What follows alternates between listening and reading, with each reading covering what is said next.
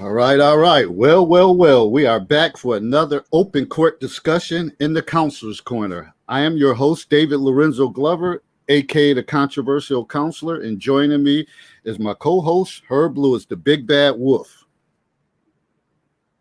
No, no.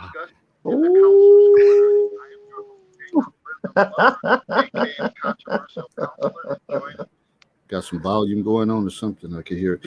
Last week we had an epic show, Sexual Market Value. Where do you rank? Boy, oh boy, it was a lot of comments coming in, new people coming in from YouTube, got a bunch of subscriptions. You had the master teacher, BGS on here. It was wild. And we had some women on in the panel, and they were, they took it well. They were giving it as good as they were taking it. So who knows what this tonight's gonna bring?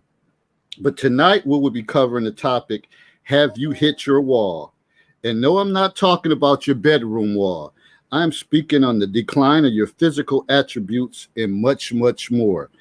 This conversation will have many parallels to the sexual market value, but it's a conversation that needs to be had. We are all getting older, but some people just happen to get better with time.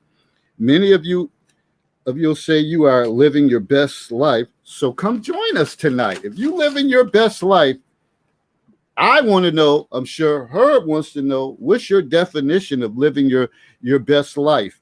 So join us tonight. Please like and share this video, as well as please subscribe if you haven't subscribed to the YouTube channel, The Controversial Counselor. So man, yeah, it was, and that was total excitement. I look forward tonight. But before I pass it on over to her to talk a little bit about the wall, which some people may not understand, or they may be in denial about it. I'm not going to be in denial about it. There's certain attributes I say to myself, damn, this is a struggle. But we'll get into that in a minute. But right now, what I do want to do is I'm shaking up the box and pull out a name for the top 10, the $25 Cash App stimulus package for the top 10 contributors in the Counselor's Corners for the month of July. So here we have it. See who's going to be the lucky winner. All right, what name did I pull? All right, so the winner for the month of July, this wasn't a setup. No, it wasn't. He never won before, but actually Herb Lewis, the Big Bad Wolf, won. It wasn't a setup. He never won before. We've been doing this for like 5 months, whatever. Congratulations, Herb. You'll send me a picture. I'll cash app you the $25. If you don't want it, you can donate it to the charity for your basketball mentoring program. I probably will do that. Thank you very much, everyone, for competing. All right. Herb, man, the wall. And you know what? I got to say this. When this word started circulating, or this phrase, I'm like, the wall. And when I was growing up, people used to always talk about the wall, but they were talking more of like in a sexual thing, like, oh, this woman don't have any walls no more. Basically meaning that she was kind of loose. If y'all can't handle this, I ain't trying to be rated X or rated R or whatever you call it. But they were saying it's too big. It's nothing there. It's no tightness. She has no walls. So I'm thinking, okay. But then as I did research, I now I know what we're talking about, and this impacts us all. So this is not a conversation just to say, oh, we're picking on women. Because it's not. Men, we hit the wall as well. So just listen. If you got something to say, please come in and chime in with your feedback. What's going on, Urban Legacy Filmworks? Thanks for joining us tonight. Herb, the wall. Talk to me about it. Man, oh man. We there's a couple aspects to this that I think are going to catch people by surprise, if you will. Like you said, the wall, everybody has the wall. Doesn't matter who you are, male, female, your youth, your advanced age. We all have a limit to our physical capabilities, especially once we advance past the age of 35, 40. Now, there are some things that we all can do individually to mitigate the approaching wall. Diet, genetics, unfortunately, you can't really do a whole lot to overcome, but alcohol consumption, and this goes for both genders, drug use. And when I say drug use, I'm not just talking about alcohol, and this is for my Canadian listeners. Some provinces have legalized marijuana, so you're going to have a lot more people partaking in the smoking of marijuana. I know New York State has also legalized marijuana. I know there's several other states in the U.S. that have. So marijuana has also been a contributing factor with decreased sperm count. So fellas out there, you like to toke. If you're having random sex with random women and you're not protected and you stop the smoking, your sperm count's gonna go up. So just be aware that you might get hit with one of those STIs, I believe they call it. I'm sorry, FTD, a financially transmitted disease. You don't want to end up in child support with a baby mama that you can't deal with and that you don't like. You've been forewarned. So just be careful out there doing what you do. So, we're going to get into some statistics a little later that's going to drive home a few points. Like I said, both male and female. We're not here to bash any gender. I know some people think that about some of the posts we have in the Counselor's Corner, but that's not what we're here to do. We're just here to spur conversation and get the dialogue going between the genders, so we all know what's going on with each other and our respective places in our respective lives. Okay. All right. So, and hopefully we'll have some more panel members joining us, but when you can start off this dialogue right now. Do you believe you are past your peak? If so, in what ways? Yes. I ran track in high school, and I look at myself now. I could never match the times that I ran in high school and college right now. It just wouldn't happen. So from that aspect, yes, I've hit my physical peak. My stamina will never be as good. I will never be able to jump as high. I will never be able to run as fast. Now, I can compensate because I am smarter. I'm more knowledgeable. I'm more wise on how to do things. So if I play basketball against somebody that's, let's say he's in his mid-20s and he's fast, I'm going to make him try and shoot the jumper. I'm going to play back on him because my hands are still quick. I still got quick feet. I just not as quick. So some of the things that I give up in terms of physicality, I make up for in intelligence. And I think that's a lot of what, once we start aging, that's what we use to compensate. Now, when you're talking about physical attractiveness, that's something I really can't control. I can cut my hair, I can shave up, I can, do all this, throw in some scents, and do all that other stuff. But at a certain point in time, once I start to gray, unless I'm using just for men, coloring up my beard, there's not much I can do about that. That's just going to show. So if a woman's not attracted to a man with a little bit of gray in his beard, a little bit of gray in his hair, what can I do? I'm kind of at the mercy of the court, if you will, because we're in a buyer's market now, even though men, and I'm specifically talking about men because I was asked this question, even though men, we think that having financial security is an end all be all. For some women, that isn't, because you have some women out here, they're making their own bread, like Janet was saying last week, she got her own bread. So how are you going to approach a woman if you're 20 pounds overweight, you can't see your feet, and you can't walk up a flight of stairs without being out of breath? And she's talking about, look, partner, if you can't lay the wood, what good are you? So those are some of the things as men that we have to address. And Willie just joined the panel. Willie will tell you he's on his own quest to be physically in shape. So fellas, are you one of those men that can't see your belt, can't see your feet? I know I'm endeavoring to lose weight. I'm about 235. I'm trying to get back down to between 200 and 210. So if you ain't on that weight loss mission, I suggest that you tune in to my man, good man WAP.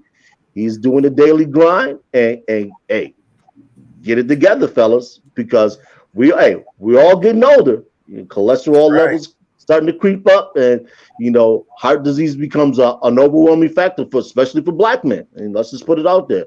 Cardiovascular disease is the number one killer in this country, with the exception of COVID. So, hey, get it together. And I want to, before we bring Willie on, and I want to kind of add to that, and what you said is the truth about everything. And one of the things is getting your annual checkups and stuff like that, and finding out. And a lot of times we have a problem with that. We perceive that we're just healthy because maybe you haven't caught a common cold in a minute, but it's other stuff that could be going on with you, and you have to get that done. And me, I'm on a weight loss mission as well, because I realize certain times I put on too much pounds, and I would be one of those guys if a woman said, "Oh, let's go for a walk." Well, right now I'll be laboring after a while. Like, shit, we got to cut this walk short.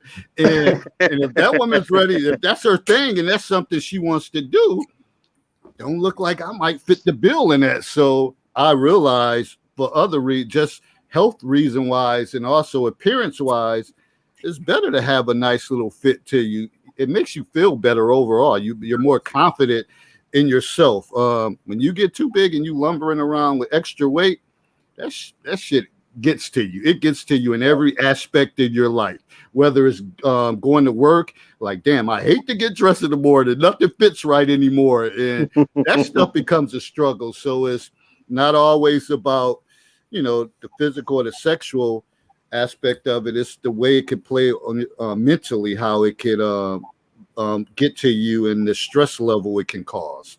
So that's my little spill. Willie, talk to us about, do you feel you're past your peak, and in what ways?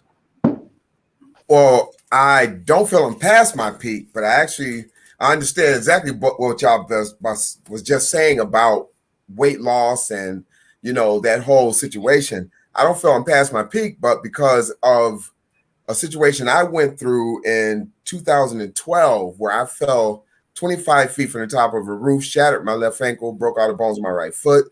They told me I would never walk again. As a result of that, I ended up gaining I was up 260 pounds. God damn.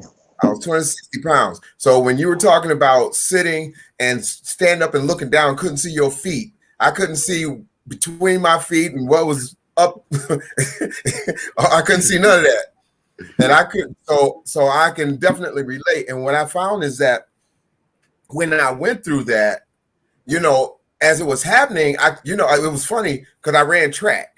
I ran track and field, and when I had the accident, the doctors told me I would never walk again, but I ended up walking, of course. But what happened was I was eating, and I just couldn't stop eating because I was always just sitting around because I really was still trying to learn how to walk again and do exercise. But what happened was I would do this test where if I could suck my stomach in, then I was still good. And so, I'd eat. Now I find, and what was killing me, I ate a lot of bread. Yeah, I ate a lot of bread. That's what really got me, eating those carbs. And so I kept eating bread and eating bread and eating bread. Next thing you know, I was 260 pounds, man. And what really got me was I was married at the time. And what really got me was that one day we went on a boat ride with some friends, and I couldn't sit with everybody else on the back of the boat. I had to sit off to the side by myself. And when they took the pictures, I'm sitting off to the side and I'm sitting there, big stomach, big arms. I mean, like I said, I was 260 pounds. I had breasts. I had a big old stomach. I had big legs. I was wearing a size 42, 44 pants. I mean, I was, yeah.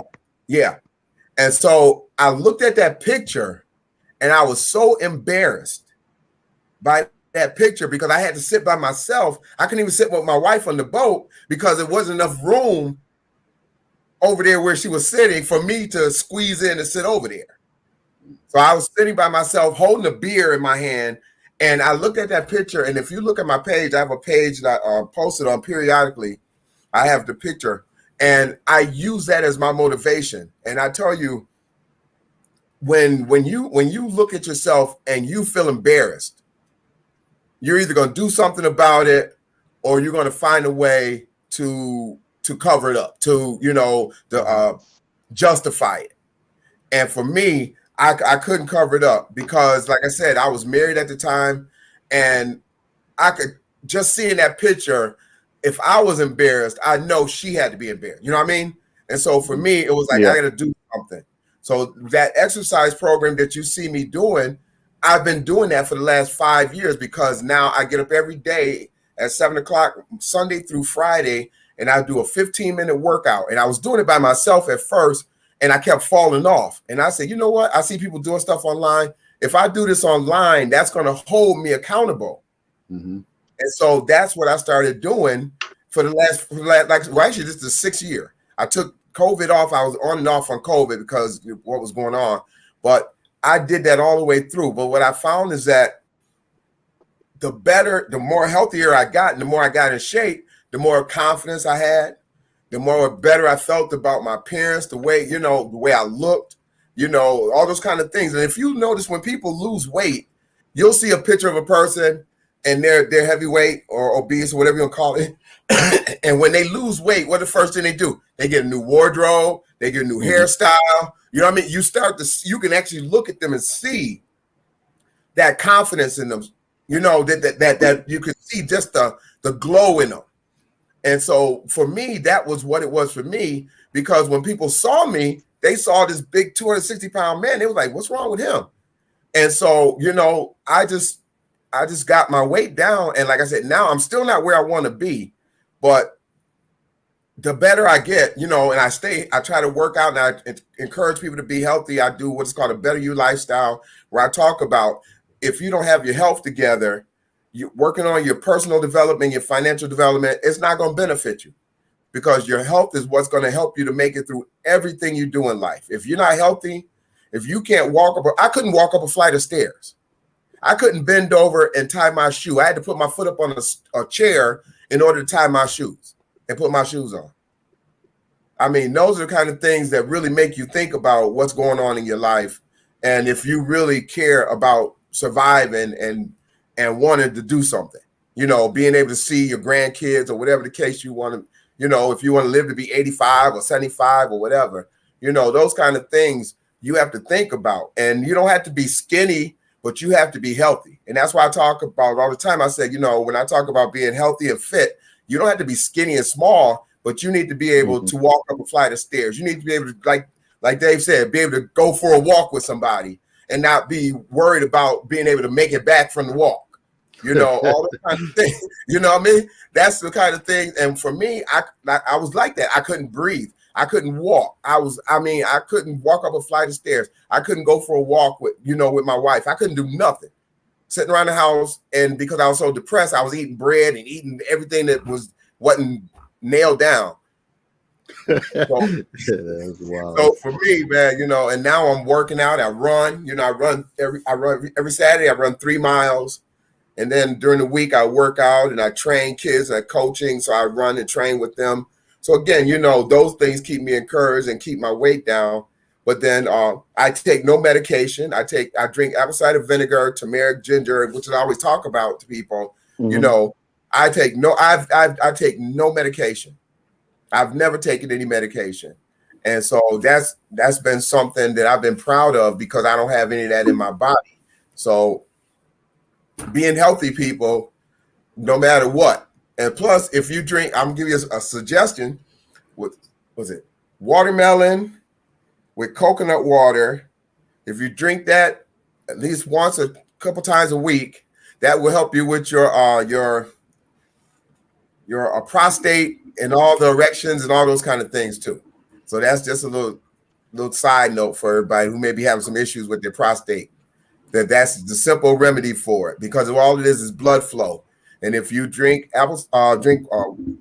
coconut water and watermelon and put it in a blender, blend it up with some ice in it and drink it, it helps your blood flow, which allows the blood to flow to the penis properly and help you with your erection. You don't need the blue pill anymore. Oh, anyways. No, this is fantastic information because I think a lot of brothers don't, a lot of men, period, brothers specifically, we don't Don't really know about that. understand prostate health. Yeah, so I mean, prostate cancer kills 33% of men.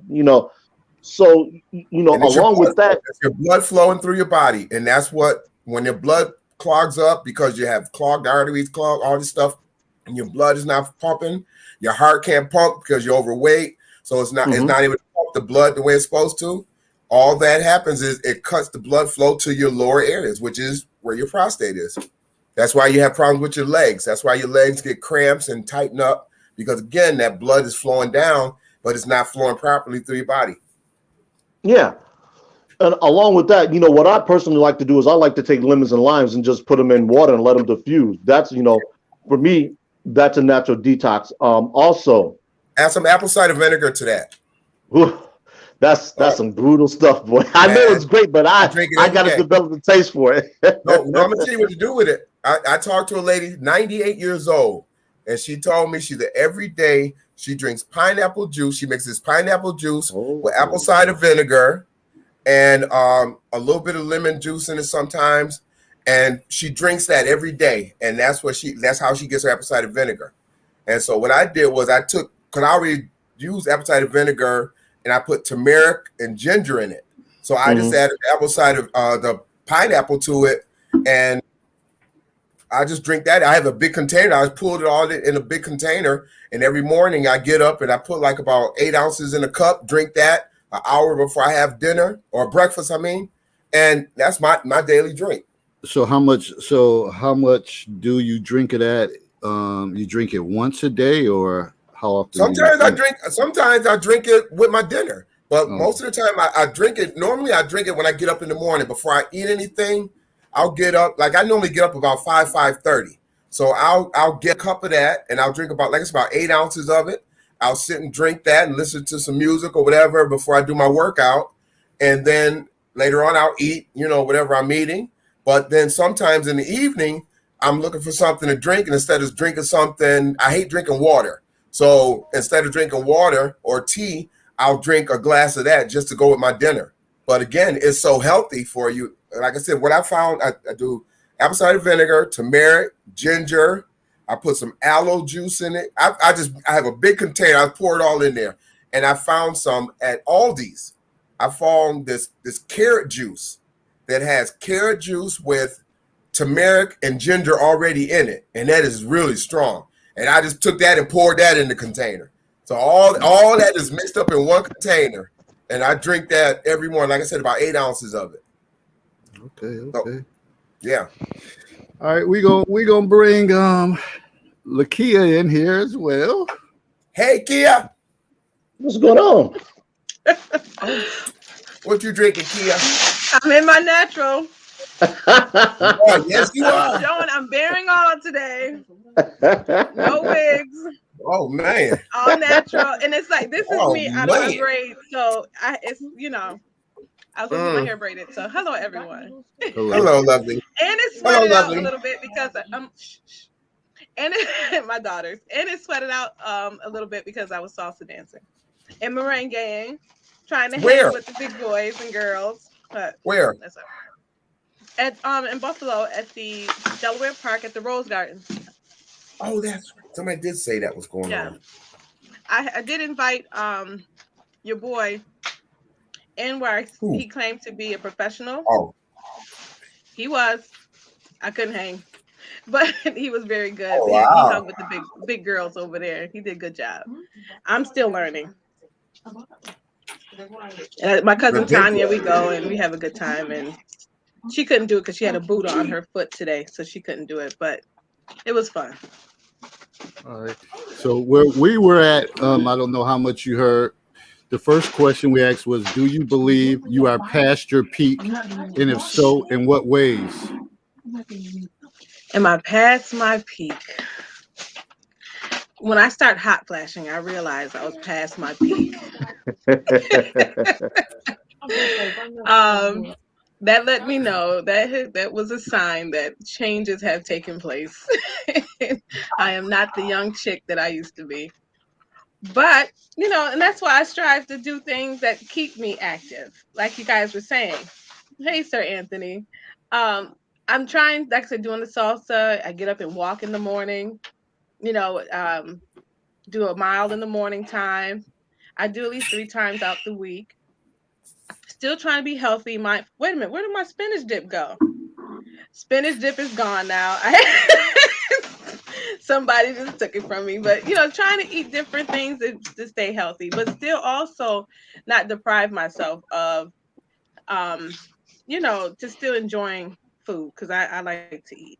But yeah, staying active. I like to stay active, and that's my way of staying active. And then still like roller skating, doing those things that just keeps your body moving. So you're not just sitting still doing nothing or sitting at a desk all day, which I do both. I'm in my car all day sitting, then I get out for a minute, show a house, or I'm at an office at a desk, and try not to snack all day. Try to remove the snacking but yes, I have not say I hit my peak, but I'm at a place where I know I used to do 100-meter hurdles. I heard you say like doing running track and all that. Can I run over a hurdle? I would love to. I want to do it. You got to train me again. You can do it. If you're a good trainer, if you're a good coach, Willie, you can help me get this leg and the other leg over. Well, the question becomes, which height are you trying to run over? Are you trying to run over high school highs, or are you trying to run over college highs? High school, I'm gonna put her on the intermediate team with the little kids. They put them all the way down for. They put them all the way down for her. Well, if you're a good coach, you can help me get the confidence again to get that technique back in there. The 3 steps and over. So yeah, I mean, I'm older and I have to realize that. I realized that too when my daughter was 15. She's 6'2". And me and her got into a tussle. You try to let the kids know you still got it going. You're like, She folded you up, basically. No, she didn't. I held it. I couldn't lock it in. I already know the story. Folded you up. I held it, but I couldn't lock it in. And that let me know, okay, mama's getting older. I worked at detention homes and I already know the story, how that ends, whatever. When some staff get folded up by a kid, you hit your wall. You hit your wall. Okay? You're done. And so yeah, all of that. And I'm drinking cranberry juice, cranberry. So just striving not to drink too many sugary this is good for you because it's good for your your body in different ways, the cranberry and the grape, but still not trying to intake too much sugar. All right. Yeah. Christine, thanks for joining us. Good evening. Hey, Christine. Hi, everyone. Hello. All right, so I'm going to ask you the question. I don't know how much you heard. I've been listening. I was in the car, so I was driving. All right. Glad you made it home safe. Do you believe you are past your peak? I know you like, damn, I'm just coming on and he hit me hard. And if so, in what ways?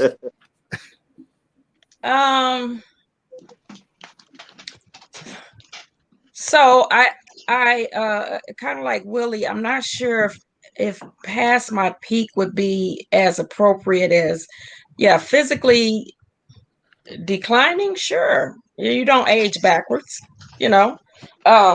so there's things like I don't see as well as I used to. My weight isn't what it used to be, so of course I would say physically declining. Not bad. I wanted to add something to that tip about the apple cider vinegar and turmeric and whatever. Black pepper is what activates the beneficial properties in the turmeric. So you'll want to put some black pepper in that mix. All right, great. Thank you.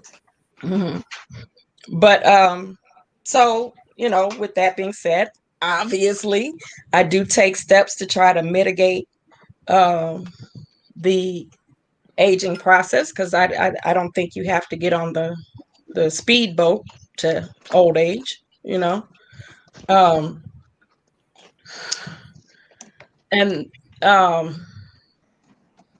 so those are those are some of the ways. Weight has gone up and down over the years based on what was going on in my life. There's been times when I've had extra responsibilities on me that resulted in weight gain, from taking care of somebody who was ill. Or there was a time my mother and my brother were without a car, and I became Christine's cab service. And so those things, they played havoc with my weight at the time. So it's gone up and down. It's not where I want it to be right now, but I'm working on it, and I'm doing okay working on it. So there's those things. All right. And one of the things I want to add to it, and I can say this, for me, it's being around my sister. Shout out to Natasha Glover. She's a correctional officer. She's switched careers probably a couple years ago. So now she's into her fitness. And when I go around her, boy, then she give me the business. Give me the business. I'm all types of fat asses, chunky ass, whatever the case is. Oh. And like, you can look better if you do this or do that. So, I kind of laugh it off when I'm there, but I take it to heart and I take it a personal challenge. So the last time I had seen her was maybe the 4th of July weekend. So I sat there, I took it all in. I accepted it. I humbled myself. And then I said, you know what? I'm about to go to work. So this time I came back. She's like, oh, okay. I see you. Look, you're losing a few pounds. But that's what I needed. Like sometimes people think somebody's supposed to say something. Oh, you need to take time. You need to lose weight. Whatever. Sometimes you need to be hit on your head for you to understand. And she hits you on your head. While I agree with what you're saying, I think who's delivering that message makes a difference. Yeah. You're going to take stuff from your siblings a little differently than you're going to take it from other people. Well, that's true. So I'm just really speaking on my sister. Anybody else probably is not going to be up close unless it's one of my homeboys and they say something and I say, yeah, you're right. I can accept that. When they give you also gonna have to give some positive praise with that. She did give some positive praise. Right. Like, when you're thinner, you look better. You in better, and plus you're health wise. So that motivates you, whatever. So not just any random person gonna come and like fat ass, whatever. Because I'm gonna fire back. And I'm gonna find a flaw in them, whatever. And trust me, I'll go hit them harder than they hit me. But I just think, sometimes that's what you need. And like you said, Christine, when it's somebody that has credibility and that you trust and you value and you love them, sometimes they have to deliver a hard message to you. Yeah, but those jokes and those chiding is coming from the right place versus somebody else just trying to joan on you. Yeah, trying to be hurtful. Yeah, exactly. Yeah, and I understand that as well. So we're going to move on to the next phase. So I know we all talked about some of our lack of physical attributes and stuff like that. So how is your dating life? Has it affected you not being at your peak? Ooh, now that's a good question. For me personally speaking, nah, man. I'm like a fish in water, man. Here we go. Here we go. At 260, 210, I'm still suave. I'm still debonair. I still can pull them. Okay. But no, if you say so. Okay. Hey. What you want to? You want to see the text messages? Ooh, receipt. Receipt. Okay, he got receipts. Hey, I'm forewarning you. They can be kind of racy. They might make you blush. Okay,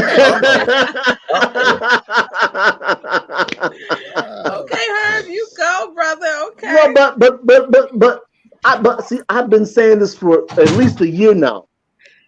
I go out, I do things. I'm sociable. I'm gregarious. I'm knowledgeable. Those are, like I keep telling people, what you got in your toolkit? Is your toolkit full of stuff that you can pull out, set up shop, and just wow somebody? Because sometimes attractiveness is just not physical; it's mental.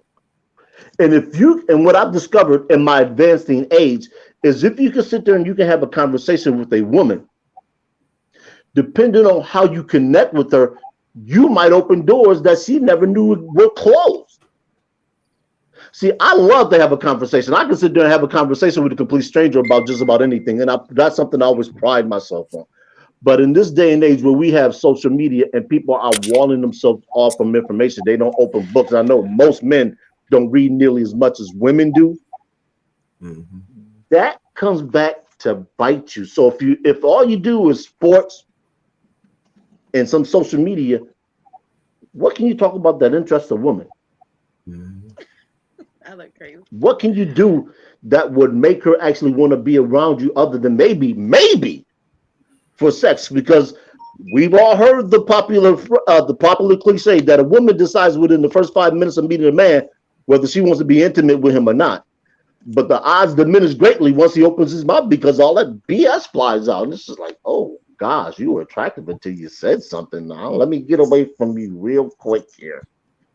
So are you turning people off or are you turning people on me? I turn people on. I'm like the Mary Tyler Moore theme song. Who can turn the world on with a smile? I'm that dude. And you might call it being a bragger, but like I say, my last name is loving every woman is simple. Cute with a dimple. I do it. Ooh-wee. Ooh, boy. All right, moving on to Willie. Oh, you gonna move to me? Okay. Well, I'll tell you what we're just talking about with the healthy part. I really was not certain where my appeal was or if I even had it.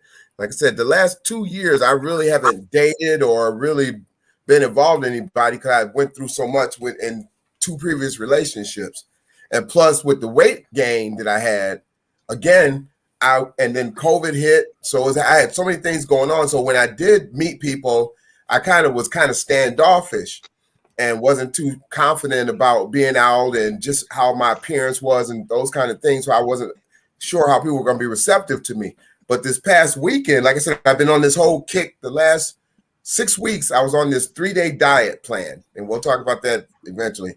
But I was on this 3-day diet plan. Every Monday through Wednesday, I do this 3-day diet where you lose up to 10 pounds in 3 days. But because of my size, I lose normally about 4 to 5 pounds every 3 days. And I've been doing that for the last 6 weeks. So this weekend was my 41st year class reunion, our class reunion. We graduated from high school 41 years ago. And they had a class reunion this past weekend. And I was so excited to go because I hadn't seen some of these people in 41 years, some of these people. And like I said, because of my weight going up and down and not confident with my appearance, I wasn't sure how I was going to fit in or how people were going to be receptive to me. And people was telling me how good I looked, how nice I looked. And, that I wasn't, and because I knew I had lost the weight, it really made me feel good. It kind of reinforced my feeling about myself that I thought I had looked a little better and I was fitting my clothes, some of the clothes that I was wearing back, before I gained all the weight. So for me, I just, now I do have the confidence to want to go out because I wasn't even going out and socializing and networking, going to any events because I just didn't know how my appeal would be. I didn't know how people would be receptive or not receptive to me. So now I feel a lot more confident after this high school reunion because, like I said, I had a lot of people coming up to me, talking to me, a lot of young ladies from school, talking to me, talking about let's get together and let's, go out to dinner and, those kind of things. And it was okay, Willie. Okay, now. I see. Well, I felt good. I felt real good. So And then I had to laugh. I had to real quick. I had to laugh. I was telling him we were eating some pizza, and I said, "Well, I only want one slice because I'm watching my figure." And my daughter said,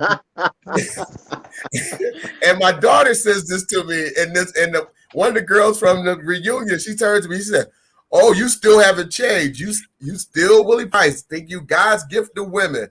And I just looked at it. I started laughing because my daughter says that to me. She said, "You must think you was something in high school. You probably thought you was God's gift to women." Because I always tell her, I said, I'm watching my figure because I never know I might have to meet me a woman I got to look good for. So I guess I must have been looking good because she still think I'm God's gift to women. So somebody did. What you think, Nakia? Listen, I'm happy for you and that's what goes back to, it goes back to everybody have different preferences and tastes and likes, and True. I think we all there's someone that will be attracted to who we are. And that's why I was sharing with my cousin, and we were driving home from salsa, and I was like, I'm gonna be myself, because she was like, "Girl, why you kept saying about this and that?" And I said, "Listen, I'm gonna be myself because I always want someone that's gonna like me for who I am. I'm not gonna put this front that I'm like, oh, I'm gonna do everything perfect. I'm gonna do this. No, I'm just gonna let me be myself. And if you like who I am, you'll feel comfortable with who I am, and I want that as opposed to anything else. So, no, Willie, you got women coming for you. Herb, he got women come. Dave, I'm sure you got he up here. It is what it is. For me to answer the question, no, like I shared before, I am still a little shapely. I'm not as shapely as I was as a younger woman, but I think I'm still shapely enough to get attention, and I do get attention from, like I said, from all types of different kind of guys, and it's flattering, but I still, you like when someone looks at you and say, "Oh, you're a beautiful woman," or whatever. Thank you, but I know I'm a beautiful woman. I appreciate your compliment, but it's just it only really matters to me when it's from someone that I want it from. You know what I mean? Like someone that I'm into, that I love or like a lot. That's where it just matters to me. Because I know who I am. But the one that I am into, and when they say it to me, it just touches me a different way. I was going to add to that. You made me think of something, and that's the difference between like flirting and harassment. When it's flirting, when you want it from someone you're interested from. Yeah. But if you're not interested in them and they keep doing it, it's straight up harassment, whatever. Yeah. So that was just the interesting point. And that's some of the things when I talk about flirting harassment to my middle school, high school students, I have to tell them that it's a difference. Understand the difference. And a lot of adults don't know the difference, and you need to know. They don't. Yeah, but no, I think I still got it going on a little bit, even without my wig, and I'm doing that on purpose. But I look at women that we do wear wigs. I think it's just an accessory. It's just another accessory. It's another way to, like for me, I don't want to dye my hair. I never dyed my hair ever. I don't, I haven't found anyone, a hairstylist I would trust to dye my hair, so I like to try different colors. And then sometimes you can dye your hair and don't like the color, so it's like different things that, that women choose to, wear hair pieces or wigs, and it's okay. It's like a piece of jewelry, or lashes, but it doesn't mean that they're taking away their beauty. Sometimes you dress up. It's like putting on a nice suit or a nice dress. You putting on things that enhance your look, but it doesn't mean that you're not beautiful or, or handsome in your, Hold up, look here, hold up. That's something I gotta say. Well, I got something to say. No, hold on. No, you already know where we're going with this. If you said something about them damn eyelashes, hold up. Listen, I got some. Some of them shit looking real scary these days, whatever. Some of them is looking real scary with those eyelashes. I just don't know how to put them on. Yeah, some of them is I don't know what the hell is going on. Sometimes they just a little too much. They're like flashing like it is all over. You can barely see it, but I was kind of hesitant on lashes myself because of my first experience was the glue was affecting my eye. Now I have like couldn't barely see out of my eye after that. Wow. Then I went to the magnetic, and and I was able to place them right on perfect, and it was fine. So it depends, but yeah, not What is too much. magnetic? It's a natural look, a more natural look. What's Don't worry magnetic? about What it. do You ain't gonna wear them. Oh, Right, you're right about that. They make magnetic ones. It's a woman thing. Just leave it alone. Right. And that's all it is.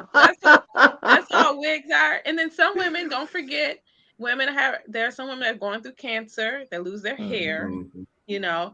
And I wanted to just bring that up because like sometimes women are being judged and being prematurely judged because they're wearing wigs, and you never know what the situation is, why they're wearing them. Right. You know, Right. so just to be a little bit more sensitive to that. All right. We're gonna Some Velcro. move it to Christine, then we're gonna bring it to the good doctor. Okay, so how it affects my dating life? I'm kind of in line with her, but I feel like it hasn't affected my dating life. It has changed. It's changed in a way of, okay, so when I was young and beautiful, But you still are. Still I Still feel young like and beautiful. young too, yeah. The men that approached me were more likely to be approaching me because they wanted to get in the bed with me. Now, being older, there's different. Men are more mature that are approaching me, and more men are approaching me that want a relationship, that want something meaningful than when I was younger. So I don't think the volume has changed. I think the intent has changed. So. Okay. Yeah. Doctor, talk to us. Hold on, let me jump in here for a hot second. I from a male perspective, being sexually desired by men should always be at the top of a woman's calling card. And I say that for this reason. If you are still physically attractive enough for a man to just desire you sexually, you are still in that sweet spot. That doesn't mean you have to act upon it. That just means, like they used to say, I still got it. Right. So responding to what you just said, when I was younger and they were after me like that, I wasn't acting upon it then. And now that I'm older, it's not that men don't have that desire. There's some that's all they want. But then there's other I know that. They still want that, but but they want more than that. They want something meaningful. So yes, I still got it. Okay, moving on. All right. Well, no, and go ahead, Anwar. I'm sorry. Well, I'm gonna say, Christine, you're a killer now, so I know a couple years ago you was probably killing them even more. Well, thank you. Okay, got this question here from BGS. BGS, my mother likes to buy this watermelon fruit punch stuff. This is the juice cut with water because I never drink juice straight up anymore because of all the calories. Right. It's not liquor, so it's just this juice my mother buys cut with water. So I'm gonna. You guys asked questions about the peak earlier, so I'm gonna just quickly touch upon that. I'm in my mid 40s, so I've had 2 major surgeries in my lifetime. The first one was my left knee, and I remember when I was going through that, the therapist said that 25 is your last good year in terms of recovering from those types of injuries. I tore my patella tendon completely. So I've been since 25, I've been, trending down since then, but David's shaking his head, but I just try to, portion control, trying to stay active. Look, I met Lakia tonight doing some dancing. I was really, really heavy into that for a while. And most of you all wouldn't guess this to look at me, but I have an artificial hip. I have my hip replaced in a total hip replacement in 2010. And I think the only thing I was really doing leading up to that was just dancing all the time. So I was pretty hardcore into that. So after I had that surgery, the surgeon said that I need to stay with high impact stuff. So as much as I would like to go out there and run around with those young guys playing basketball, I probably shouldn't do it. Long distance running, probably shouldn't do it. So I was just looking into getting a bike before taking this trip to Buffalo. So a challenge for me. I mean, I go to the gym, I lift weights. BGS is there. I actually hung out with a guy named Officer Charles Faulkner one night, who's a police officer in Baltimore, and I saw up front what big arms can do for you. We were at a cigar lounge, and I'll just say this woman I was shooting at a little bit. I went to the bathroom. I came back. She was shooting at Charles. I know BGS is probably in there laughing right now. but I lift, but the challenge I think for me is moving. Go to the gym, do the elliptical, I skip rope, but the challenge for me is finding ways to stay moving. But otherwise, I think I'm aging pretty well. Both my parents look young, so I think I have those genes, but I just have to manage everything else. Mm-hmm. So, and one of the things, as far as that, I know for me, I put on my weight kind of goes up and down, and it depends on how active I am. But one of the good things my father instilled in me, he was ultra competitive. He always felt like he was the best at everything, no matter what. He can whoop anybody's ass. He was smarter than anybody, and all this stuff. So some of that is in my DNA. So even at the highest peak, where I'm like, damn, I'm gaining weight. I might be struggling with and, I'll share that with some people that I could trust, whatever, let them know when I'm struggling. But I still have it in me like, hey, if need be, I can catch. I can always catch. That's not going to be an issue, because that's been ingrained in me to still think like, okay, you might have shortcomings in certain areas, but you still got strength and you're stronger in certain areas. So I'm never like defeated or never down and out, and nobody could ever take me to that level. Even my baby sister can't do it. I can be every fat ass she want me to be, but she still can't take me down. All I'm gonna do is take it in and try to do better. And that's my take on it. Mm-hmm. So can I insert something here? So since we're talking about health here, I did just do a live stream on my channel last Sunday talking about my experience working with Kevin Samuels, who Herb mentions quite a bit. And I did do an hour consultation with him on image. And one of the things he got on me about, and he was very, very tough about this, was my size. So I needed to lose weight. And that's something, since that consultation, I'm always thinking about. But I like to tell people, as tough as he is on camera with the women, he's as tough with the guys, especially when you're working with them one-on-one. I was leaving that consultation kind of crying a little bit.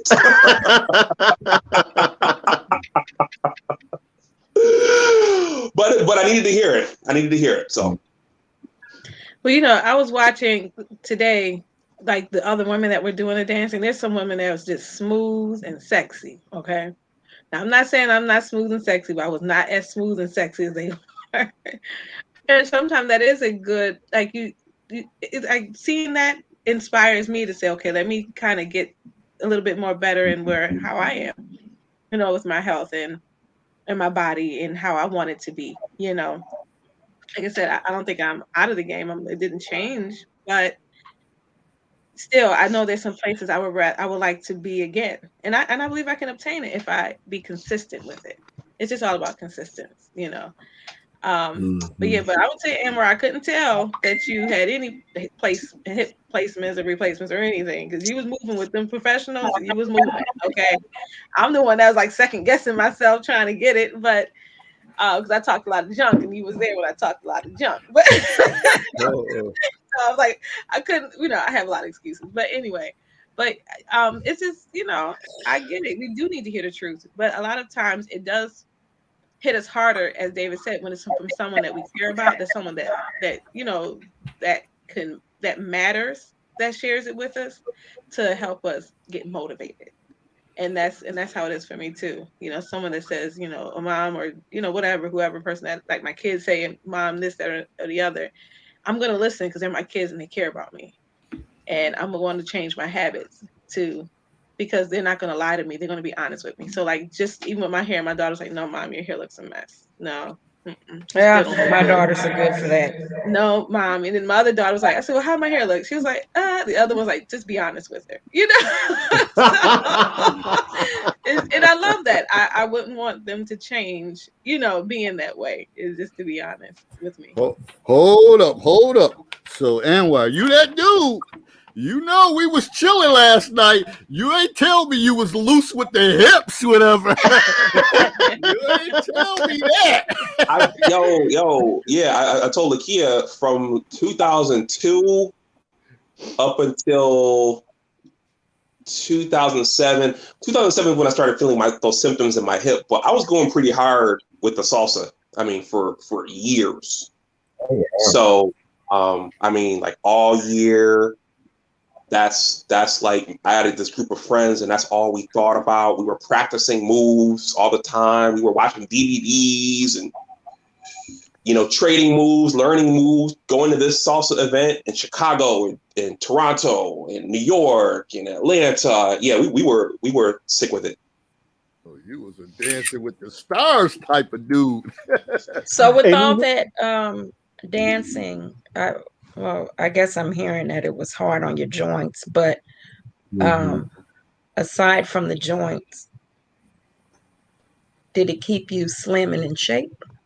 Yeah.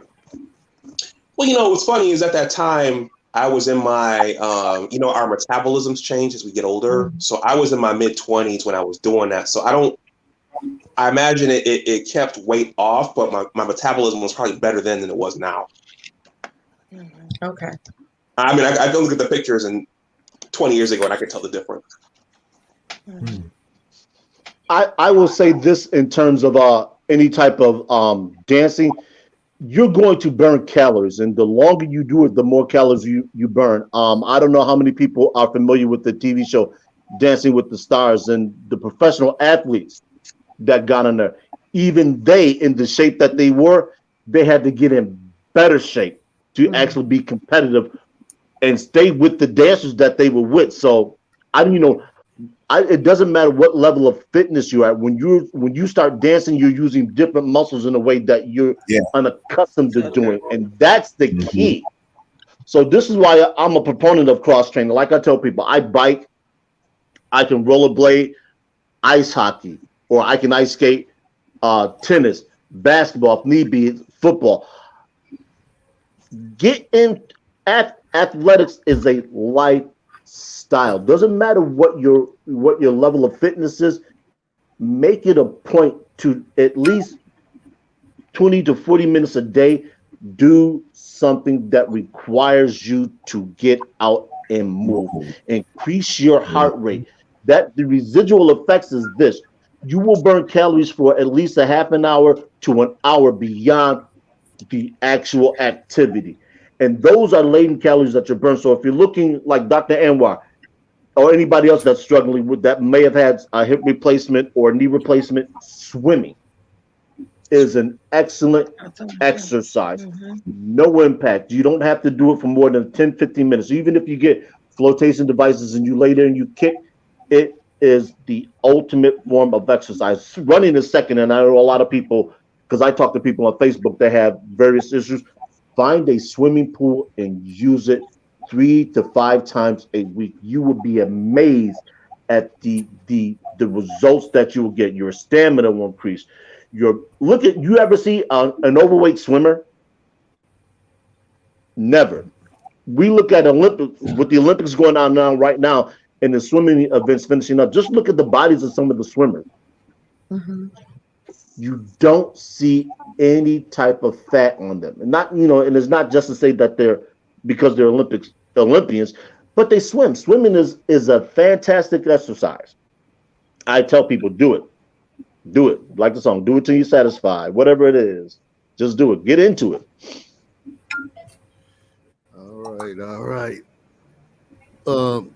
So okay, it's been a lot said, a lot of good suggestions about things that you do or should do. Some of the trials and tribulations that we went through.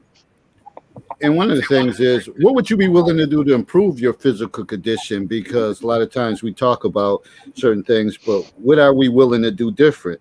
Because at a certain age, sometimes you want to do something different, but it's hard to stay consistent with it because of your daily grind, your job, children, other commitments that you have. Like, how do you stay consistent? What are you willing to do to change that? And I will say for myself, I always say, I got to be at a certain weight. I got to be at a certain weight. And, I get it from all ends. My one brother, he always say he's a nutritionist and everything. Dietrich, he comes on here sometimes, not in the panel, but in the chat. And he always talks about certain things that I should be doing, like, with your height, you should be at this weight. And I'm like, nah, man, I'm not getting to that weight. He's like, dude, you a midget. You need to be like at 185. I'm like, I'm not getting to no 185.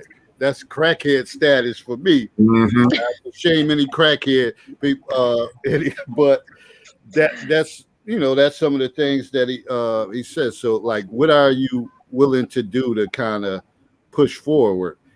And I know we look at the wall. A lot of people might not look, not a lot of people. You can look at it in health wise, but also you can look at as hell having a companion throughout the rest of your life, whatever. Like, what are some of the things you're willing to do to make things better for you? Well, I think for me, definitely diet and exercise. I'm not at a weight where I would even qualify for like bariatric surgery. As far as cosmetic surgery, if I did cosmetic surgery, it would be for me. It would not be for the purpose of dating. Right. And I wouldn't try to change like my face. The only thing that I would even consider is a tummy tuck, because I've had 6 kids. And so even though my stomach, I can get my abdomen down, Right. there's always going to be loose skin. I've had 6 kids. So. No, you know what? I totally agree with you on that. And let me just say this, look here. BGS said the wall is the wall. So BGS, if you could chime in the chat and elaborate on that, because I guess you're pretty much saying the wall is the wall. Once you hit the wall, it's the wall. That's it. Nah. No, for me, I don't think I hit the wall, but true, I did have a consultation because I had 6 kids as well, and I used to faithfully wear a corset that kept my stomach down. Right after every child, I never had an issue with my stomach until COVID. Around COVID, then that's where it's like I just went wild and said, forget it. I stopped wearing it, and there it was over. And so now, because my grandmother taught me that, she was like, after each child, wear something that helps contract your stomach back to where it was, before you had the child, and it worked. But again, after that, it just was like, oh well. So why would COVID affect it, and you didn't have a child over COVID? I'm assuming. Just being single, eating, all those little different things to add to, just letting it go, Yeah, and I think that has more to do with our age than it has to do with part of it. having kids, of course, has affected elasticity, whatever. But because that was it for me. I had 6 kids. I still, abdomen slamming. I didn't even do the. Yeah, I had to. I did. Is she stuck? Yeah, she's stuck. Yeah, no. Okay, well, I'll jump in. Probably invest in a trainer. I've never done that. So get with a trainer, work with them full time, or as much as my budget would allow. And that's what I always wanted. I said, I just need somebody to wake me up every morning and be like, let's go, Lakia, get up, do what you got to do. And I said, well, I don't have the money to do it. So my mom has been that. My mom calls me in the morning, and then I've been doing that for her. So we've been motivating each other. But that's how I've been doing it now, just trying to get back into that. Wearing my trainer again, my waist trainer, and still contemplating having a tummy tuck because it's something that is cosmetic, but I don't want to go under the, they say under the knife again type deal. But it has crossed my mind. I have thought about it. Yeah, and when people say that COVID weight, yeah, it is real. And I know for me, working at a middle school, when I was working at a high school for years, it's kind of sedentary. Got to come in, kids got to have appointments, and they talking about college stuff, so you sit behind your desk. But middle school, it seemed like you up and at it. It's always something going on. These are younger kids. They're energetic. And this COVID, even though I had the opportunity to work from home and could say, hey, I can even work out while we having online. We see you, Willie. Oh, man. Yeah, I see you. I see them boobies. Yeah. Exactly. So even then, I had an opportunity to do it, but I think it was just certain concerns, just where like you just didn't feel like working out, even though I had stuff right there, like normal stuff that I could do without having to go to a gym, and I just failed to do it. I think it was all this online stuff, whatever, just drains you, and you was out of your routine, and being at home, you can always like, oh, let me go get a snack. And when I'm at work, unless you bring that stuff to work and you have a vending machine, you don't have access to food like that. Mm-hmm. So, but when you're at home, you can constantly grab something. Then you start going out every day, just buying different shit you ain't never bought before because you wanted a reason to go out to do something. And I got caught out there. I did. Now I'm in a major hole and I'm trying to dig myself out of it. And I got work to do, but I'm gonna get the shit done for real. That's that. That's what I gotta add to it. Well, like I said, for me, I just showed the picture. That's my motivation right there. Damn, I use that as my motivation. And you missed the picture? Hold on, you gotta show it again. Willie has some things going on. Oh wow. Yeah. Oh wow. That was me. 260 pounds. And so for me, I had to figure out, like I said, of course, you see what that looked like. I was not at all pleased with that. And so for me, I started doing the things that I did to run track. And one of the things I did was with that 3-day diet, which is what I mentioned earlier. And I got on that and I started doing the workout in the morning. And I would do that workout. Like I said, first I started out doing it at 6 o'clock in the morning because I was also doing some contracts and stuff. So I had to get up early in the morning. I would do 6 o'clock in the morning. And it was only 15 minutes. And so even till today, it's still 15 minutes. I do it 10 to 15 minutes every Sunday through Friday. I get up and I do a 10-minute, 15-minute workout. And it'll be squats, crunches. Like today, this week, we're doing trunk twists. And people will be surprised how trunk twist works on your midsection. And it helps to round out that midsection. It helps out your love handles. It strengthens your back and that lower ab area, which is where gravity, what Chris said earlier about when you get older, what happens is gravity pulls everything down. We already know that. Yeah. But what happens also, your organs also tend to settle in the bottom of your stomach because of that gravity.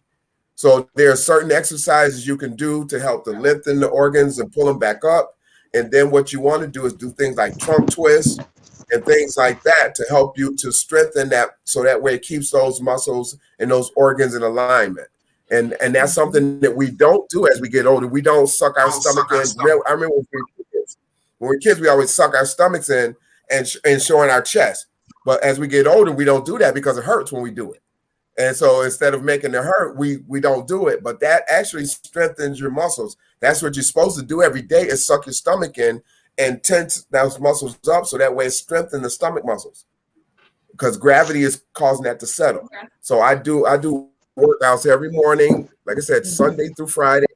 And other than that, I go to the track and I work out on the track maybe 2 days a week. And then I run Saturdays. I run a 2 to 3 mile run on Saturdays. And I just started doing that. And that's just because, again, I had a situation where I wasn't able to run. So I had hurt myself. So I got back into the running, and I started doing that 2 to 3 mile run. It was taking me 50 minutes to do 2.75 miles. And I did it this past Saturday in 36 minutes. So I'm just like, that's my goal, is to keep getting it down. I want to get it down to like 30 minutes. All right. So for me, that's, I try to stay healthy like that. And looking in the mirror. And I have no ankle, answer.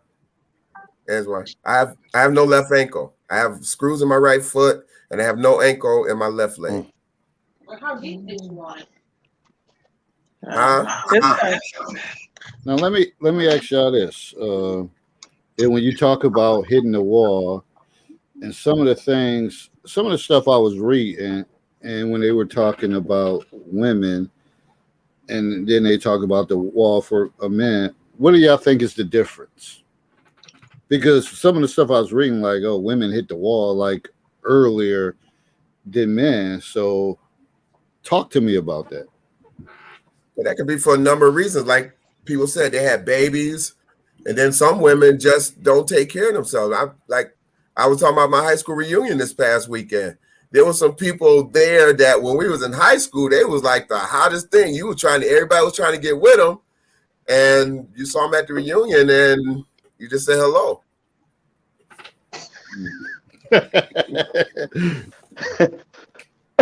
Melted ice cream cones, in other words. Melted ice cream cones. Yeah. No. Oh, go ahead. Go ahead, look here.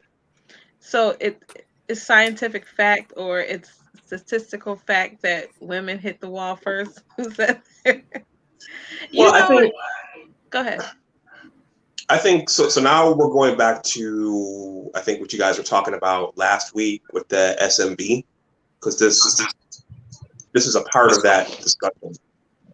I haven't heard too many discussions about men hitting the wall, because I think the premise is that a woman's beauty weighs heavily into her value. And so and I think the premise also is that if a man becomes okay, by the way, there's another content creator named Jason Black, who's, I think, is maybe even more mean than Kevin. He's got an elaborate chart that actually shows his projections for how men and women progress differently in terms of age, in terms of sexual market value, and a man's values tightly. It's coupled tightly to whether or not he's a producer, a quote unquote producer. So that's when you get into, once his earning potential keeps going and he becomes one of the masters of the universe, he could pretty much do what he wants, that kind of thing. So I'm just saying that it goes back into the sexual marketplace value conversation you guys had last week. And one of the things, this was interesting. When I was leaving Niagara Falls, my uncle was in town. He came in town. And I hope, man, I don't even know if I should be repeating this. And I hope the person he was talking about is not listening to it. But he's 69. And, good, retired, great job, got money, whatever, got one child. And, my mother might roast me for bringing this up, but I thought it was a good example of the sexual market value. So I'll take that hit. And he said, well, one of the things is somebody was dealing with. He said things ain't how it was when we first started to deal. Things isn't the same. And I think he was talking about the physical abilities, and I probably should have said my uncle, but I gave it away now. So anyway, relative. Yeah, relative. It's too late. It's out it's there. Too late. It's over. It's over. Oh, He man. in trouble. Oh man, I'm about to get roasted next family function. I'm gonna avoid them all, but oh well. And he said pretty much things ain't the same. So he was like, he's 69. She's close to his age. So that led me to like, damn, is that sexual market value? Like pretty much like, okay, like you lost what attracted him to begin with. Now, what is he gonna start looking for? We ain't get into that because I was literally hanging outside my door about to leave, and he dropped that jewel on me, and I was like, damn, this all fall in line. So, and I think that plays a part in it too, whatever. Like she, certain physical attributes, and then when stuff decline, like, hey, I ain't about to put up with no nonsense now because the thing that attracted you is gone, and all that little extra attitude and all that, I'm not checking for that shit. So I'm out. I do feel that does happen. Let me make sure I say this correctly. That don't matter afterward. Don't matter. Look here, what you say now, because I already messed up. I'm done. But that's true. That men do lose, being attracted to the woman that they've been married because they have gained weight, and it happens both ways. It does happen both ways. I think it's very good. Like my ideal guy would be someone that would be willing to to work out together, or at night. I enjoy watching couples that are out walking the dog at night, walking and staying active together, eating healthy together. But one thing, that's what I was trying to even lose my thought, but it just came back. But one thing is when a man does try to degrade a woman and make a woman feel bad because she is gaining weight or has gained weight. Now, I think that's wrong, but there are ways that a man could say, listen, baby, I need you to get back in tune to, let's work out, or be her encourager and be that leader to motivate her to want to do better, and vice versa. Some women take offense when you say something to them. True, and men too. I've been in situations where I've tried to say, hey, did you go for a walk today? Without striving not to be offensive, and striving not to make them think that I wasn't, interested, but still just saying, hey, think about you're gaining weight, thinking about, you may need to start getting back active again. But I just feel like it's just the way that the man shares it with the woman, not making her feel bad for it, because our bodies do change, our metabolism does change, but be loving about it and be willing to help bring about solutions instead of just giving up on it. Right. And just start giving some encouragement. Things, right, and doing other things that's not going to help support the situation or help it get better. Well, to what Sir Anthony and BGS has said, I think this is where the open lines of communication are paramount.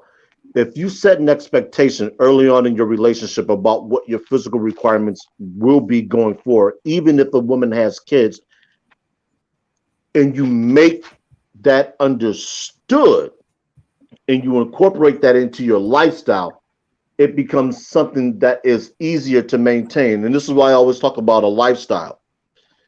Come a familiar thing. So when you're married and you have kids, not only do you teach your kids what to do to be healthy when they get to be your age, it becomes something you do. And somebody said, and I believe it may have been Sir Anthony or another gentleman that said, you incorporate your kids into your lifestyle. So if you go running, you take your kids running. If you go bike riding, you take your kids bike riding. If you go hiking, you take your kids bike riding. Too often we do things that are disassociated, that allows us to be disassociated from each other. So no longer, and David and I have often talked about this, no longer do we have the Sunday dinner together.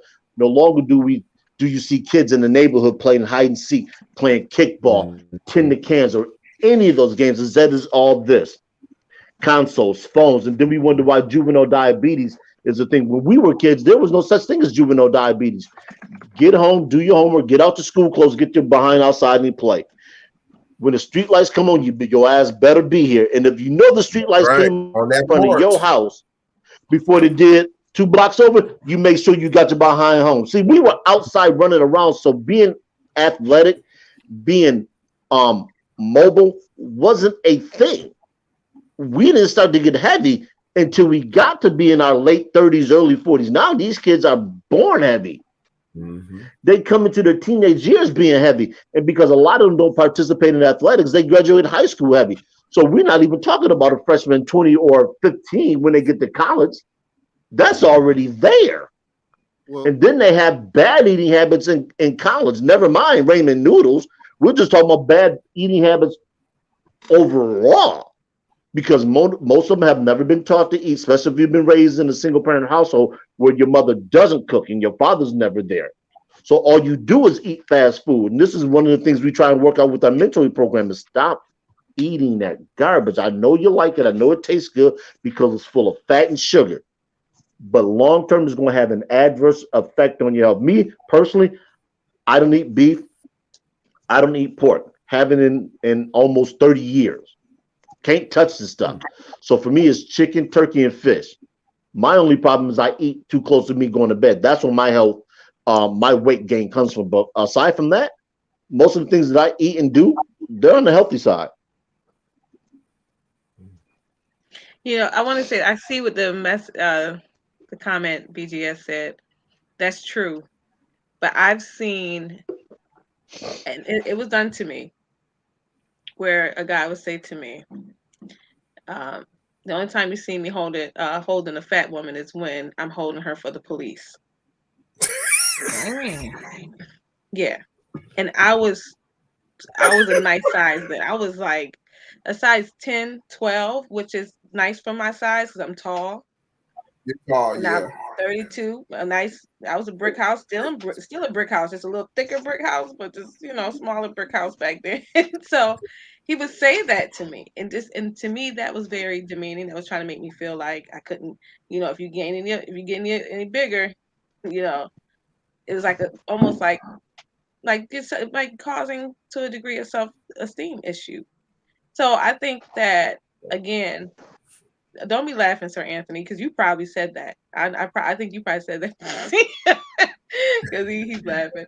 But those are types of things that I would say do not say things like that. No, yeah, you that's not nice at all. That's not nice. It never felt good, and I looked good back then. So that was just the way I think a whole nother situation going on with that. But just be more mindful about it. But for me too, I think that I want to always stay active. I don't want to get to where I get out of, I want to always stay sexy. I want to always be appealing to my man. I always want to be, I want him to be attracted to me every time he see me. So I'm always striving to, but I want to be that for myself. So that's why I stay active. That's why I do the things that I do. So the question is, would you take suggestions from a man? Because a lot of times women say this, and I always think they full of shit when they like, I dress for myself. I do this for myself. Now, it's no way in hell I'm getting ready to go out and I don't have a woman on my mind. Like I'm going out to look this way. It's not so much for myself. If you're going out and if you're single, you want somebody to be interested in you because you can't be with yourself. So I always thought that was a crock of bullshit. Like, I do everything. Pretty much some women say they do everything for themselves. Like they have no desire to wear certain things to get an interest of a guy. Talk to me about that. Christine, Lakia. I've been talking a lot, Christine. You want to jump in? Sure. Okay, in my opinion, when a woman says she dresses for herself, I think she should probably say, I dress for myself first. So first and foremost, when I put something on, I have to feel like I look good. I have to feel like I'm sexy, or it has to make me feel good. Right. So first and foremost, it would be for me. Then, yeah, I like attention from men. I like to get the looks. It's a little ego boost or whatever. And I've had women say, no, I was wrong, but I also think we dress for other women, because when a man looks at you, he's looking at you and he's going to say, damn, she looks good in that, or she's sexy, like that. But a woman is going to say, she wearing them shoes with that dress. That's right. Like, did you check out the earrings? Confident woman. Right. So we don't just dress for ourselves. I think that's a bunch of bull too. But I think we do dress for us. Hopefully, a lot of us, we dress for ourselves first. Mm-hmm. Then we do like the male attention, and then we also like the detail level that other women look at us. Like I said, where'd you get that purse? Those shoes just go perfect with that. Men aren't looking at men are not going to look at you and be like, you are really wearing those shoes. It's not going to happen. They're going to be like, you had on shoes? Sometimes. Yeah. Sometimes. But they're going to miss out on those details that women will pick up on and compliment each other on. So that's why I say we also dress for women. So we're dressing for women, we're dressing for men, and we're dressing for ourselves. I'm going to say this. I'm going to drop down because my phone is almost out of power. But I have heard that there is a level of competition between women, socially, as you just said, Christine. Dressing. I have heard that.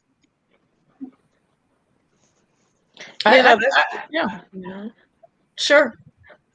With some women, it's more of a big deal than others, But I think that's one of those things that also it more or less comes with maturity. So the more immature you are, you're trying to outdress that next woman. But I'm not saying it's always about, it's not always with age, because you'll find women that are older that are still in that mindset. And they might be mature about a lot of things, but they're, they want to be the best dressed person there and, feel like every woman is going to feel inferior to them based on looks. Yeah, that happens. Okay. So there is always like a competition sometimes with women. Absolutely. Especially in the settings that I be in. I have to say, it's sad to say, but in church settings, women try to dress each other in church, who got the better hat. Back in the day, it was all about the hat, And so, yeah, that setting always kind of, can be very competitive. And then especially at the clubs, and I used to go to the clubs on a regular. We always trying to get the man's attention at the club. And I hung out with women that were just as competitive. So we would always say, okay, let's see how many numbers you get tonight. We would, we do that as as girlfriends, just just to have fun. So yeah, that does happen. But do men do that? Do men dress? Be competitive with each other as far as women? I can't. I don't. I mean, maybe getting phone numbers and stuff, but not. I don't think I got a bet. David Herb, I got a better hat than you. Hold up about the hat. Hold up. My fedora is more lit than yours. I don't say that. I don't say that. I just know my hat game is extensive, whatever, and it's versatile. So My that's gator is more clean than yours. I think the difference between men is once we get out of high school, a lot of men start to develop their own sense of style. Me personally, I like double-breasted suits. Some people call them dated. I think double-breasted suits are classics. I wear 7-button, 5-button, and double-breasted. I'm single vent, double vent. Some of my pants have French cuffs. I know you were saying, Dr. Anwar, Kevin Samuel says, get out of the French cuffs, go flats, no cuffs, straight leg. So it's really going to depend upon the man and what he feels comfortable in. Some men like to keep up with fashion, so you see the men wearing a Euro style cut, and a Euro style cut only works on a man that's fit. So if you're not a fit man, there's certain styles that you can't put yourself in at all, or you'll look terrible. And women gonna pick that up immediately. They gonna be like, "Look at you! You coming out here wearing this suit, trying to portray something that you're not," and it just destroys you before you even got a chance to even say anything. So I think a lot of that, that kind of steers a man in a certain direction. You have, like David was saying with the hats, you have certain men that just can't wear hats, not because they don't fit, but because they don't have a hat personality. Right. And if you're trying to wear a hat and you don't have a hat personality, you can forget it. I don't care what you do. I don't care what you try. You can't wear a hat. Leave them alone. Leave them to the hat professionals. Stick to the shades or the glasses, the footwear, and the fragrance, like Kevin always talks about. But if you can't wear a hat with the suit, leave it alone. Yeah, I think that's me. I can't wear hats. I can't wear hats. I wear the shades, but I can't wear hats. I've tried to wear hats and don't work for me. I mean, and that's just what it is. You have some guys that can wear certain things that other guys can't wear. There's certain colors, like I can't wear pink. I don't have the complexion for pink. But you have some men that'll come out here in a pink suit and they killing it. they rocking the game. They have the complexion for it. On Saturday night, I wore pink. Yeah, I can't do it. I don't like wearing suits. I found that for me, I don't like wearing suits. And now in my profession, what I found was I was trying to find something that I could wear that wasn't a suit, because when I speak and I go on stage with a suit, I always felt so tight and confined. And what I started doing was I started wearing a vest under my suit. Yes. And I would take the suit coat off and then have the vest on when I'm, shirt and tie with a vest. And that became my trademark and my brand. Is when I speak, they call me Willie A. Price Speaks, and that's all my pictures. And when people see me, the first thing they say is, "What kind of vest you gonna wear? Where's your vest at?" Because that's what they're used to seeing me in now. So that's become my trademark. Is even when I go to speak, if I have a suit on, I have a vest on underneath it. But when I go up to speak, I'll take the coat off and I have the vest, vest and shirt and tie, or sometimes a sweater under a vest. But that's me. I don't really like wearing suits too often anymore. I still wear French cuffs pants too. And one of the things that, and you Herb and I think Anwar touched on it, the smell goods. I don't buy expensive stuff. I just buy oils, and I wear 2 or 3 oils, whatever. And I have people all day long asking. Well, now they know. They're like, okay, he's in the building, because we smell his scent. But before, I would have women walking around like, what is that smell? Oh my God, it smells so good, whatever. And sometimes in the grocery store, somebody's like, what is that you got on? And I call it ladies killer. It's killing the game when you smell good. But not everybody, it doesn't work on everybody's body chemistry and all that stuff, whatever. It doesn't give off the same. And you got some people that overdo it too. That drives me crazy. Yeah. You got some people that overdo it, and you be like, dude, man, Come Yeah, the on. thing for me is like I'm trying to smell good too. So if I'm smelling you, I wonder, do you smell me? You know. Right. Oh, man can Sometimes smell it's like I'm women. being Man, flushed out. we can smell women like, Hey, oh, wait. sometimes some of these men, those fragrances are so loud, yours just Yeah. gets drowned, and Yes. they don't even They don't care. realize it because they're They too don't care. busy in making sure that everybody can smell them. Like, man, you know. Right. That's how I be feeling like you done Mhm. smelled me And out. let me Like stand way whatever over I put on here. don't even matter. Right. Like I'm No, trying to smell all it's sweet and it's just a dap in the right places, whatever. That it doesn't have to be Yeah. loud, but it catches people's attention. So all that loudness, whatever, I don't know what they doing, but it's just a little subtle smell, and somebody walk by, you like, well, damn, that smell good. It's important. Mm-hmm. No, definitely. It's definitely important to always keep like Christine was saying earlier, it's like you dress for yourself. I like to smell good and dress good for me, but and be confident in what I'm wearing. Because even like everybody has different shapes and sizes too. And that's where like just like, Kevin Samuels may say wear this type of style, but it may not fit a person's body type. Mhm. So it's not Mhm. for everyone. Like you said, Herb, too, it's not for everyone. Like for me, what accents my shape is not going to always accent somebody else's shape. Nelson, right. Yeah. I have to wear things that accent me and makes me feel good, and then and be attractive to who I'm trying to attract. But yeah, we do like attention. I do like to be seen. People know me. They're like, you just want to be seen. I do. And Yep. that's why I Nothing dress the wrong way with I that. do. I know who I am. I'm comfortable in who I am. So I be honest with myself. But yeah, it's just all around being a little competitive. There's nothing wrong with having a little healthy competition. It keeps us on our toes. Yeah, it's good. If I did have a man that was working out and I wasn't, and I'm like, you going to the gym with all them sexy looking women? Let me go to the gym too. Let me make sure I'm on point. Of course, you do want to keep the fire burning. You do, But and are you doing it for the right reasons? Are you going to the gym just to gawk?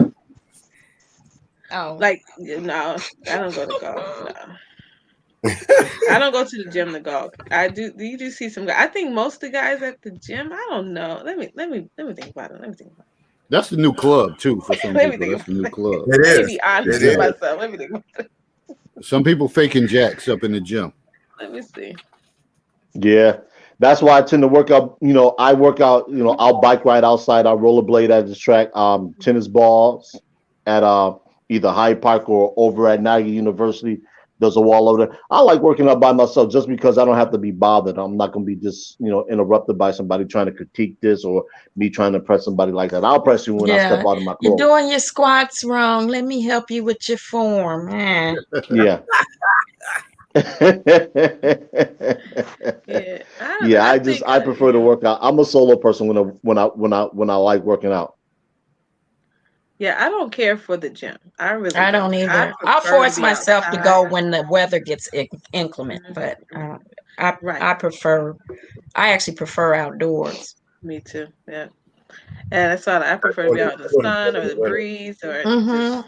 And the scenery is changing, Hmm. because you might be running, you might be walking, whatever. But the scenery is changing. You go to the gym and you're just in this drab place, and Yeah. yeah. And it smells sweaty and Hmm. it's not attractive to me. But yeah, being outside, but like seeing a guy that's buff, it's not always attractive, to be honest. I had to think about that. Sometimes I see a guy that's buff, I'm like, okay, that's nice, but sometimes it just be too much. Yeah. Like all your I would have veins to popping agree. out and your you just walk around like your veins pop, your neck just thick. It's just not attractive to me. So, That's a I, first. I That's don't know. definitely a first. It's not so No, first. no, I have to agree no, with that's her. not. Yeah, that's No. not the first I heard. I done heard many women say they look stupid, like when Right? you're It does too not. muscular, whatever. Like they Come look on. stiff, look fake, whatever. They can't even move. And Arms don't go all the way down. It doesn't pay dividends in certain things, like far as boxing. When you see somebody like, oh, he look like he gonna do this, but then the guy that is not built whatever, but he's more flexible and loose, he gonna knock that big ass muscle bound dude out in a matter of time. Yeah. In a matter of time. Yeah. So I'm gonna tell you what is attractive.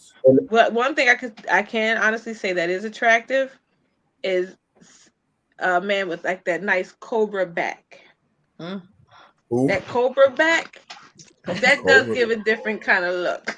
Just Willie like cobra back. What's a cobra back? I've been behind some men with that cobra back, and I'm like, okay, shoulders is looking good.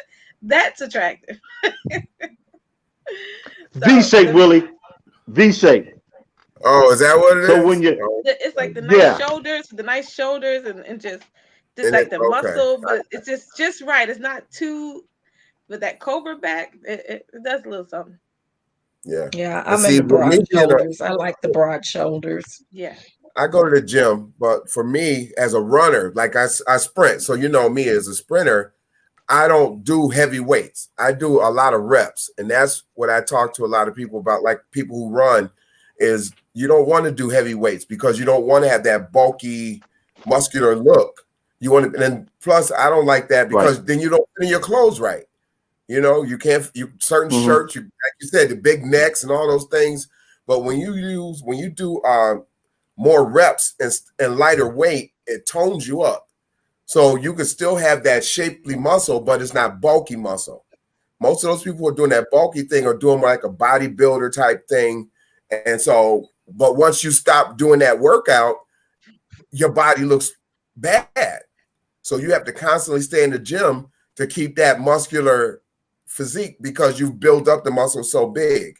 But when you do toning, you can miss weeks in the gym and still be toned because you don't bulk up the muscles. They don't expand like they do when you do the heavy weights. So I always tell people, if you're just trying to tone up, I have 5 pound weights, 5 pound dumbbell weights I use, and I stand and watch TV and just do curls with them. Things like that. That will tone you up and that'll shape your arms without bulking you up because it's not heavy enough to bulk you, but it's heavy enough that's going to tone you because you're adding weight to your movements. That's what, and trunk twists. So those are some of the basic things. If you want to join me on 7 o'clock in the morning for 15 minutes and join my workout, come join me and you'll see what I'm talking about. I'll be doing trunk twists and I'll do some curls so I can show you what I'm doing. Squats, jumping jacks, we do planks, but it's all 15 minutes. And if you get up and move for 15 minutes every day, you'll be surprised at how much better you feel about yourself and how much healthier you are. Yeah, a lot of that they talk about, it doesn't matter. Like people like, oh, I got to do 45, 50 minutes. I guess it's the high impact stuff, whatever, that matters. So even if it's 20, 25 minutes, whatever, sometimes that's better than an hour or whatever the case it is. Yeah. It's the high impact stuff that matter. But I'm not that fitness guru to talk about that. But guess what happens? When you have these people and they tell you to do 45 minutes to an hour, what happens is you're doing all that high impact and all that movement. And then what happens? They get sore and then they take 2 or 3, 4 days off to recover because they've done so much that, you know, they're trying to go an hour. Like they'll do Shaun T. And Shaun T have you going for 45 minutes going crazy. You're sweating so hard, you can't move the next day. So now you take the next 2, 3, 4 days off to recover. So now you're back to where you were. Whereas if you're doing something for 10 minutes and it's not so strenuous, then you'll see that every day you can do something for 10 minutes. By the time you even start to get tired, you're done. Well, I just added you, so I'm going to check you out. Yeah, every Sunday through Friday, 7 o'clock on the dot. And if I don't do it, I put on a repeat video. But some days I have something to do, like a meeting or something. So I'll put on a repeat video of that day, whatever. If it's Tuesday, I'll put on a repeat Tuesday video and people can, you know, join that and watch that one and participate. And one of the things like Breen Hip said, she lost 49 pounds without the gym. And then what Sir Anthony said, who doesn't have 15 minutes? And I think that's the key thing, finding those 15, 20, 25 minutes. We all had that shit. But we gotta find a way to get it in. And like one of my boys always say, like no matter how much we grind with our school system or have these plans or vision, we don't have nothing if we don't stay healthy. Mm. We don't have nothing if we stay healthy. And they say the phrase, your health is your wealth. So that's one of the things that I always try to encourage. I mean, I always went big. I always just say, man, I'm paying this insurance for no reason or whatever. But now as you get older, you realize certain things go on within you that you can't control. You don't want it to get out of hand. And it's sad to say a lot of people our age and they're like, yeah, man, I got cancer and all that. The shit is scary, man. It's really scary. It's scary. It's really scary. So we got to do better. So this whole subject of hitting the wall, you can look at it as far as relationship wise, but I think it's a step before relationship wise. It's about personal development. It's trying to be the best person that you can be going into the relationship. And I think that causes a lot of turmoil in relationships. A lot of times we're not the best that we could be. We can say we're the best. You can say that all day long, but your physical affects your emotional all day long, and vice versa. Well, no, I don't think we move like we used to move, probably physically, sexually, or, all around being older. Some people may be able to, but no, I think back my 20s to now being in my 40s, no. But I think as you get older, you just move different, but it doesn't, you know how to use what you have in a better way. Like even I think about with the dancing, like I used to, when I go to the club back in the day, we move and we just doing the butt, we just shaking the thing, we just do it.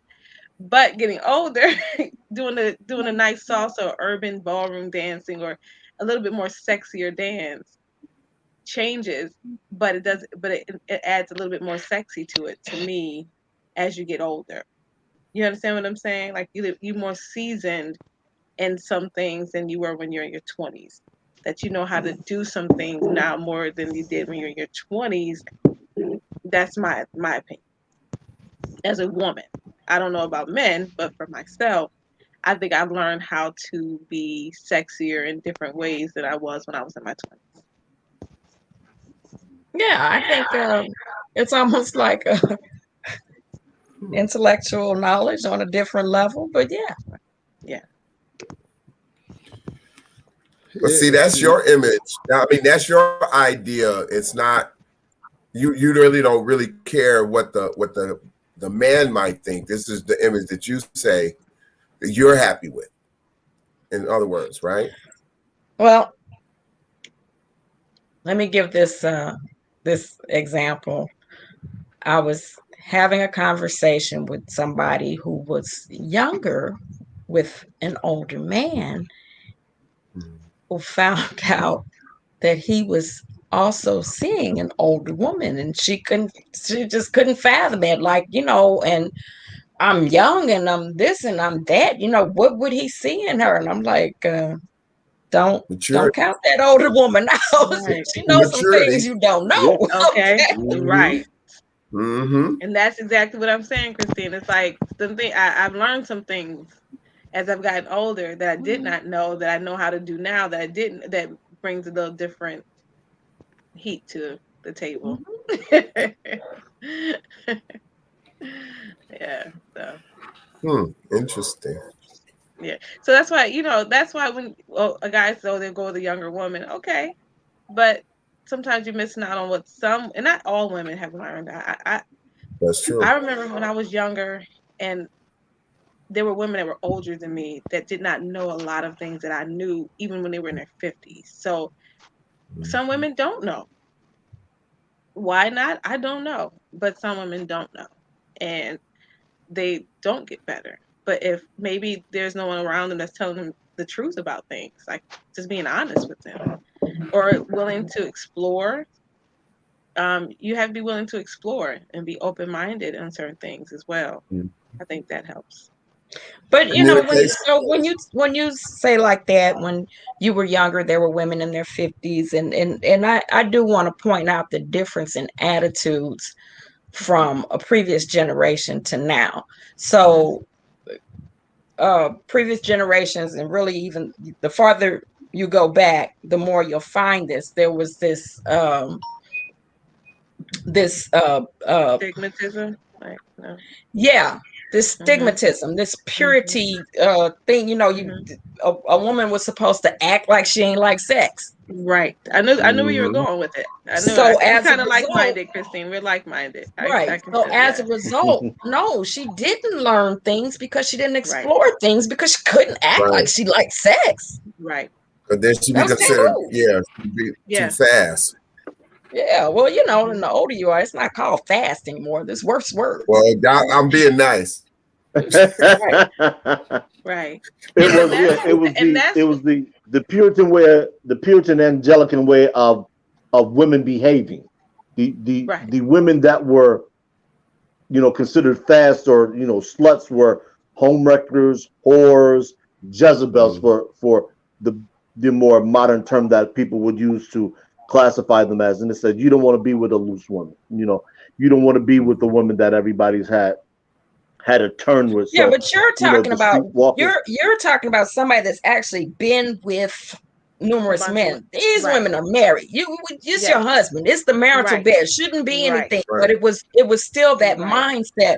Well, Right. But this is I bad. This is can't act like nasty. I like. Right. Yes, I gotta act like a yes, lady. Right. Oh, I definitely yes. know. I definitely understand. Right. And that's so true. And that's where but that's why a lot of men, unfortunately, I have to say, have cheated because they wanted They the can't get it at home. image of this wife that was so sweet and timid and didn't, but Uh-huh. what they That's what really they wanted wanted, at home, right, was but really a they little Lady in the freak in the want street, the a sheets, freak in the right? sheets. So that's why a lot of but that's not what they infidelity is had. taking place. They had Right. the Exactly. Puritan They had a image at lady in the street home. and a lady in the sheets. Yeah. So yeah.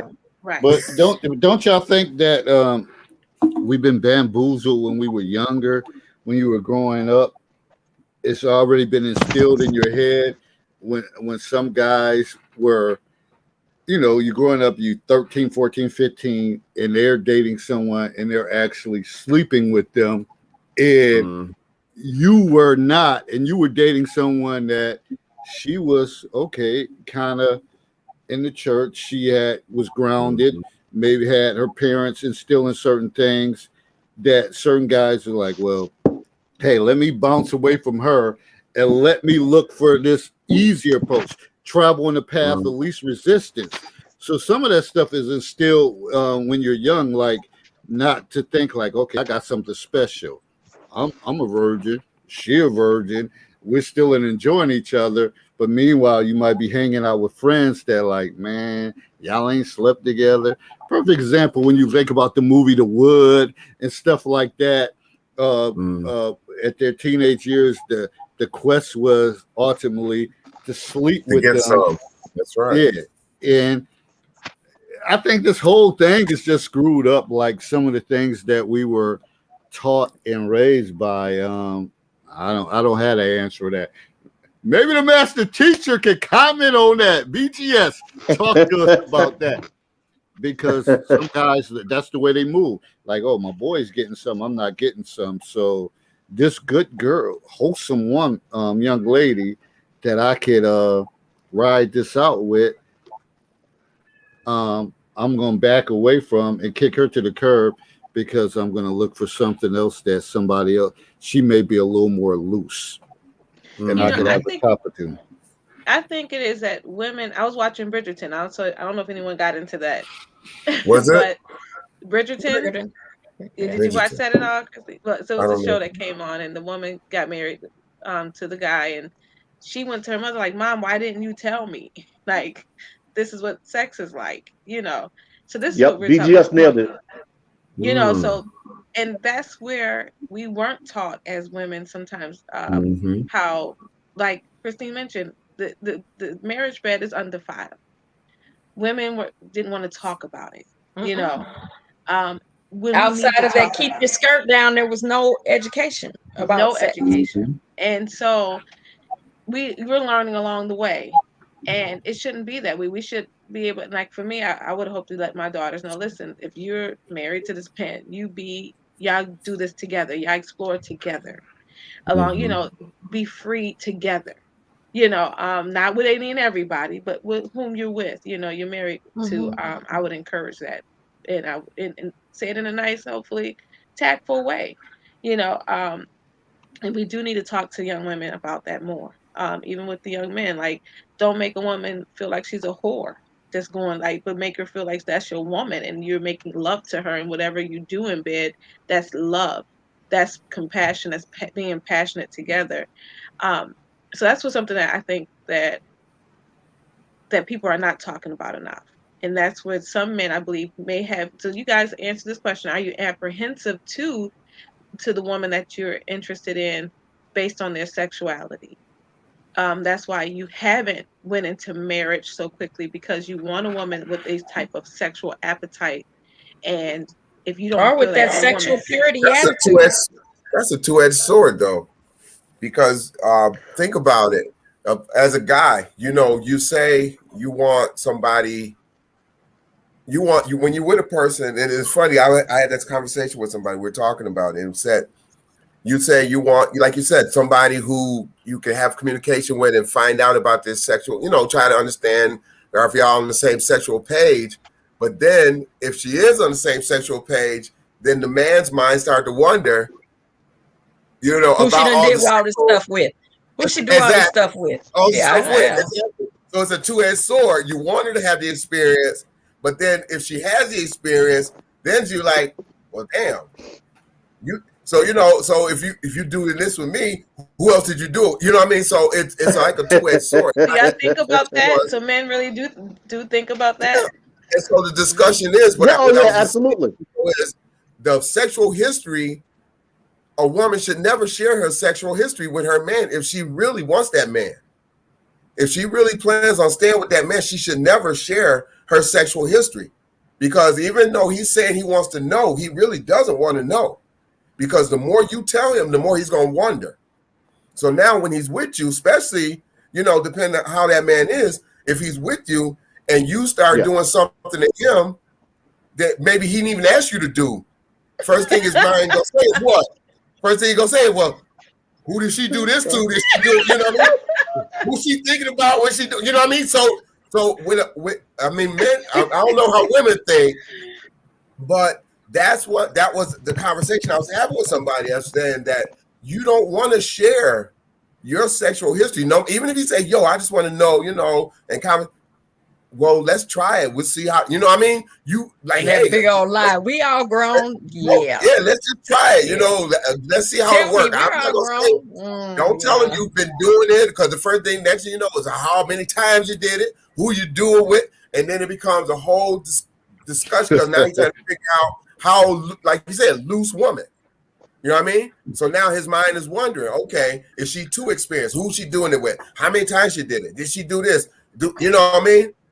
So you don't want to, if you're a woman in a relationship and you really serious about that person or any person, you should never share your sexual history with a man. I'm telling that for any woman.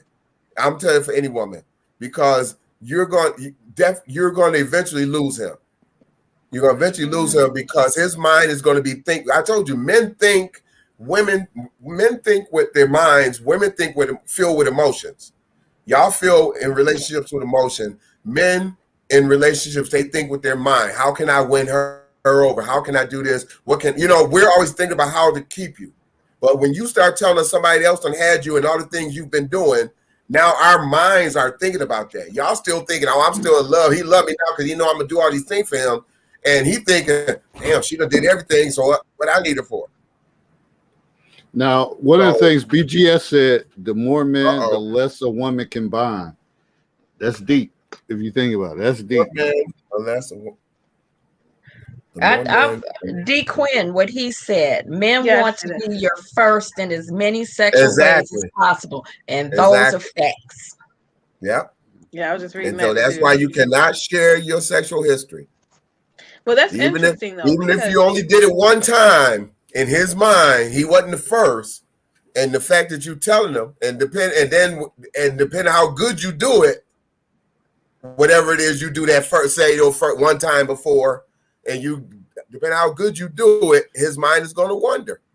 So listening to this, as you get, it was more than that. if we get older, what freaking chance do we have? If you have any conversation, like it's puzzling. Like, where do we go? Where do we go? Even with an older person, though, even with an older person, you still don't want to share it. If you having that conversation about doing things and being intimate and trying to, well, let's try it. Let's see how it works out. I'm never gonna say I did it before. Let's try it. Let's see how it works.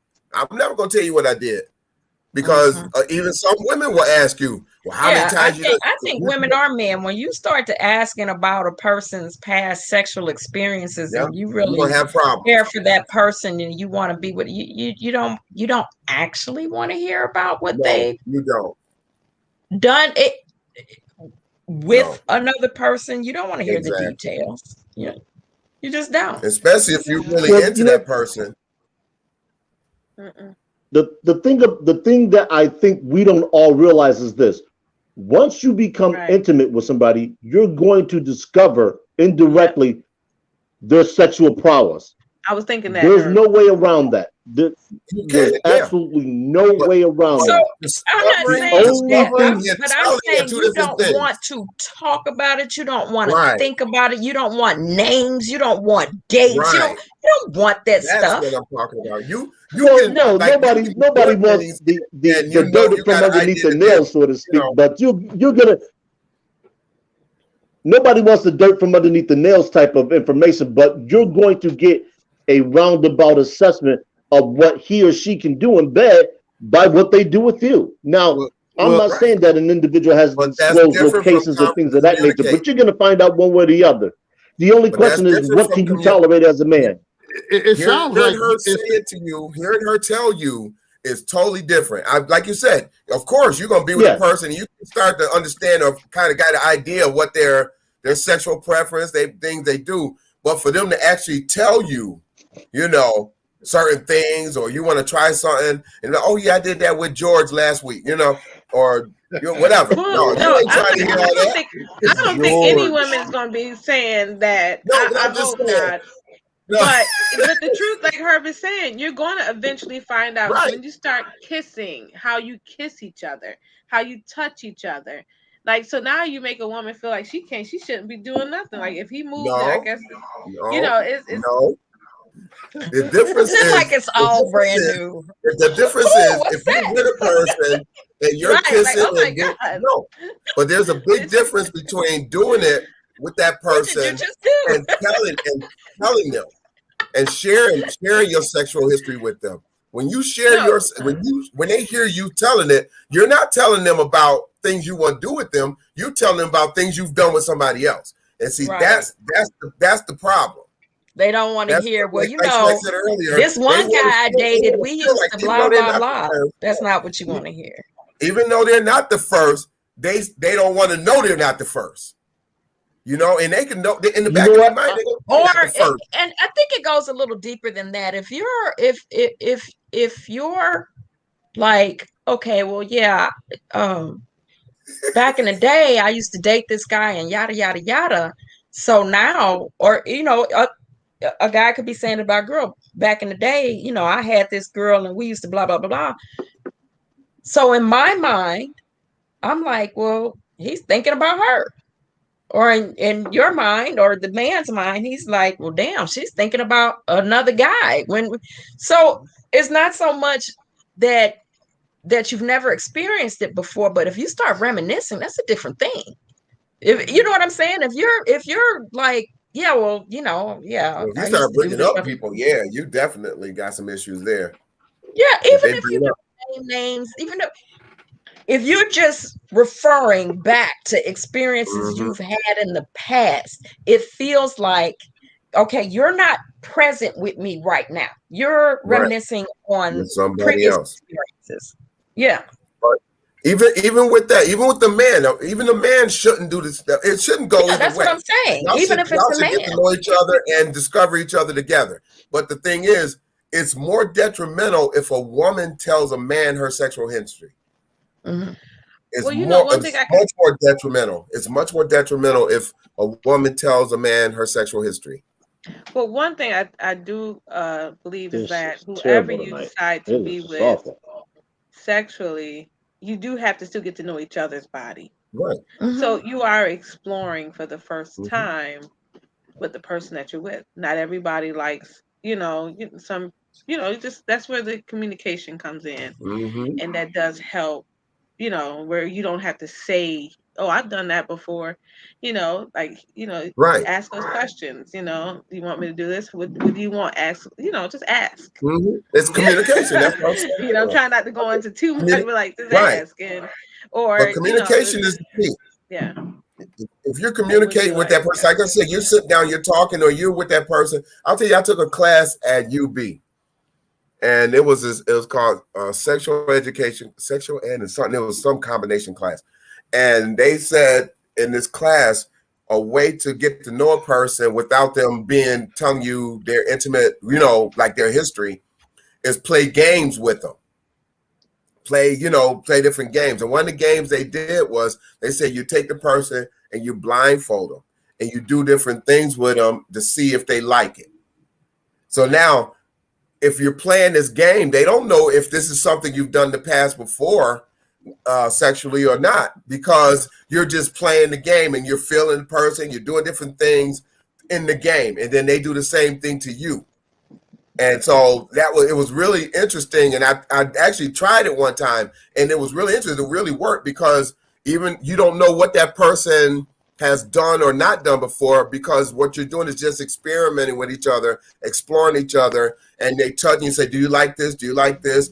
How does this feel? And so you're doing all these, you're touching from the head down to the toe, and you can stop and do whatever you want to do. And it was just really interesting when they talked about that in the class, because again, it was a way of understanding that person and what they're into without them verbalizing it or saying that they've had experiences doing it before. And so I found that to be pretty interesting. Well, it's so funny how Sir Anthony wants to know if he's guessing that we're all freaks. Is that the question he wants us to? Actually, is that what you're saying? I want to first see if that's what he's saying before I say anything else. You try to say y'all freaks. Why you got to be a freak? Because what is it? What is the question? I assume that they're all freaks. What is? I've never understood that word. I assume that they're all freaks. Any questions are just window dressing. Ask the ladies if I'm wrong to assume that they're that please. And I'm with you all. What is a freak in your definition? Don't assume nothing with me. Well, you know what? Let me explain that this way. I even asked that question. Let me explain that in this way. Everybody remembers the movie. He likes, she might think he's a freak because the stuff he like. So you know what I mean? So remember the movie Dead Presidents? Remember the movie Dead Presidents when he came back and the girl he left was doing all types of things, and the pimp was like, "Do you like the way she sucked you? Likes the way we fuck you?" I remember that. Yeah. That is the difference between a wholesome girl in some men's mind and a freak. Some men have it ingrained that a wholesome girl won't do oral sex, won't accept oral sex. She'll just do vaginal sex. She won't do anal. She won't do anything else. Nothing. Right. That's the difference in the mindset of the man who thinks a woman is a freak and who thinks a woman is just a sexual prude. And Alan Roger Curry also talks about that too. So just the mindset that goes into.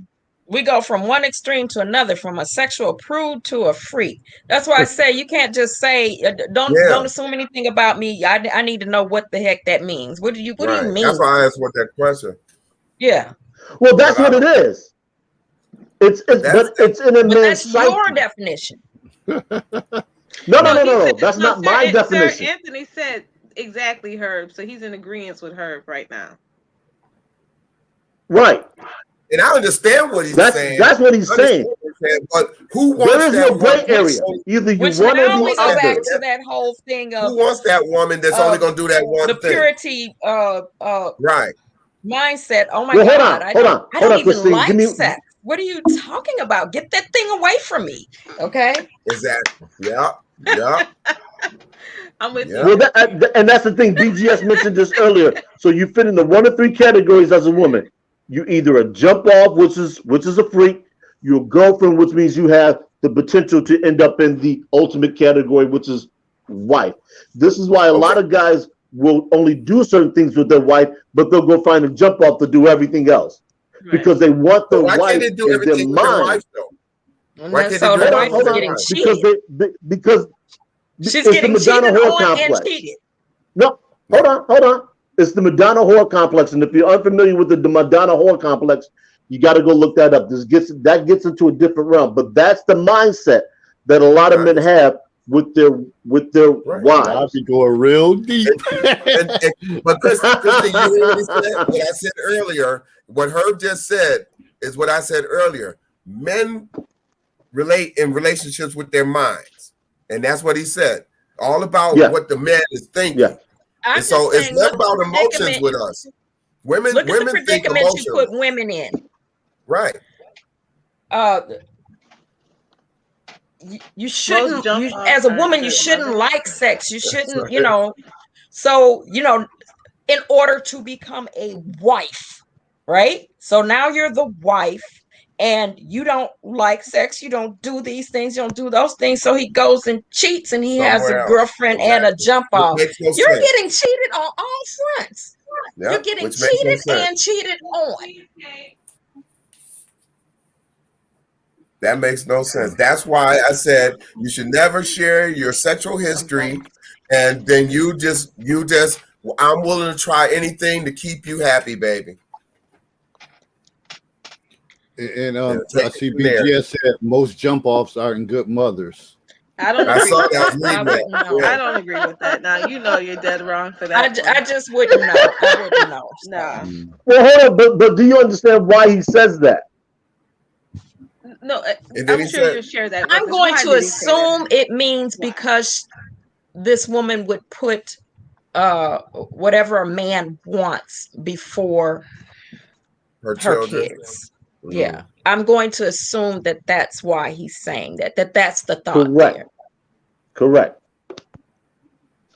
That if the jump off calls and her kids haven't been fed yet, hey, I'll get y'all when I get back because I got to go see a man about a horse.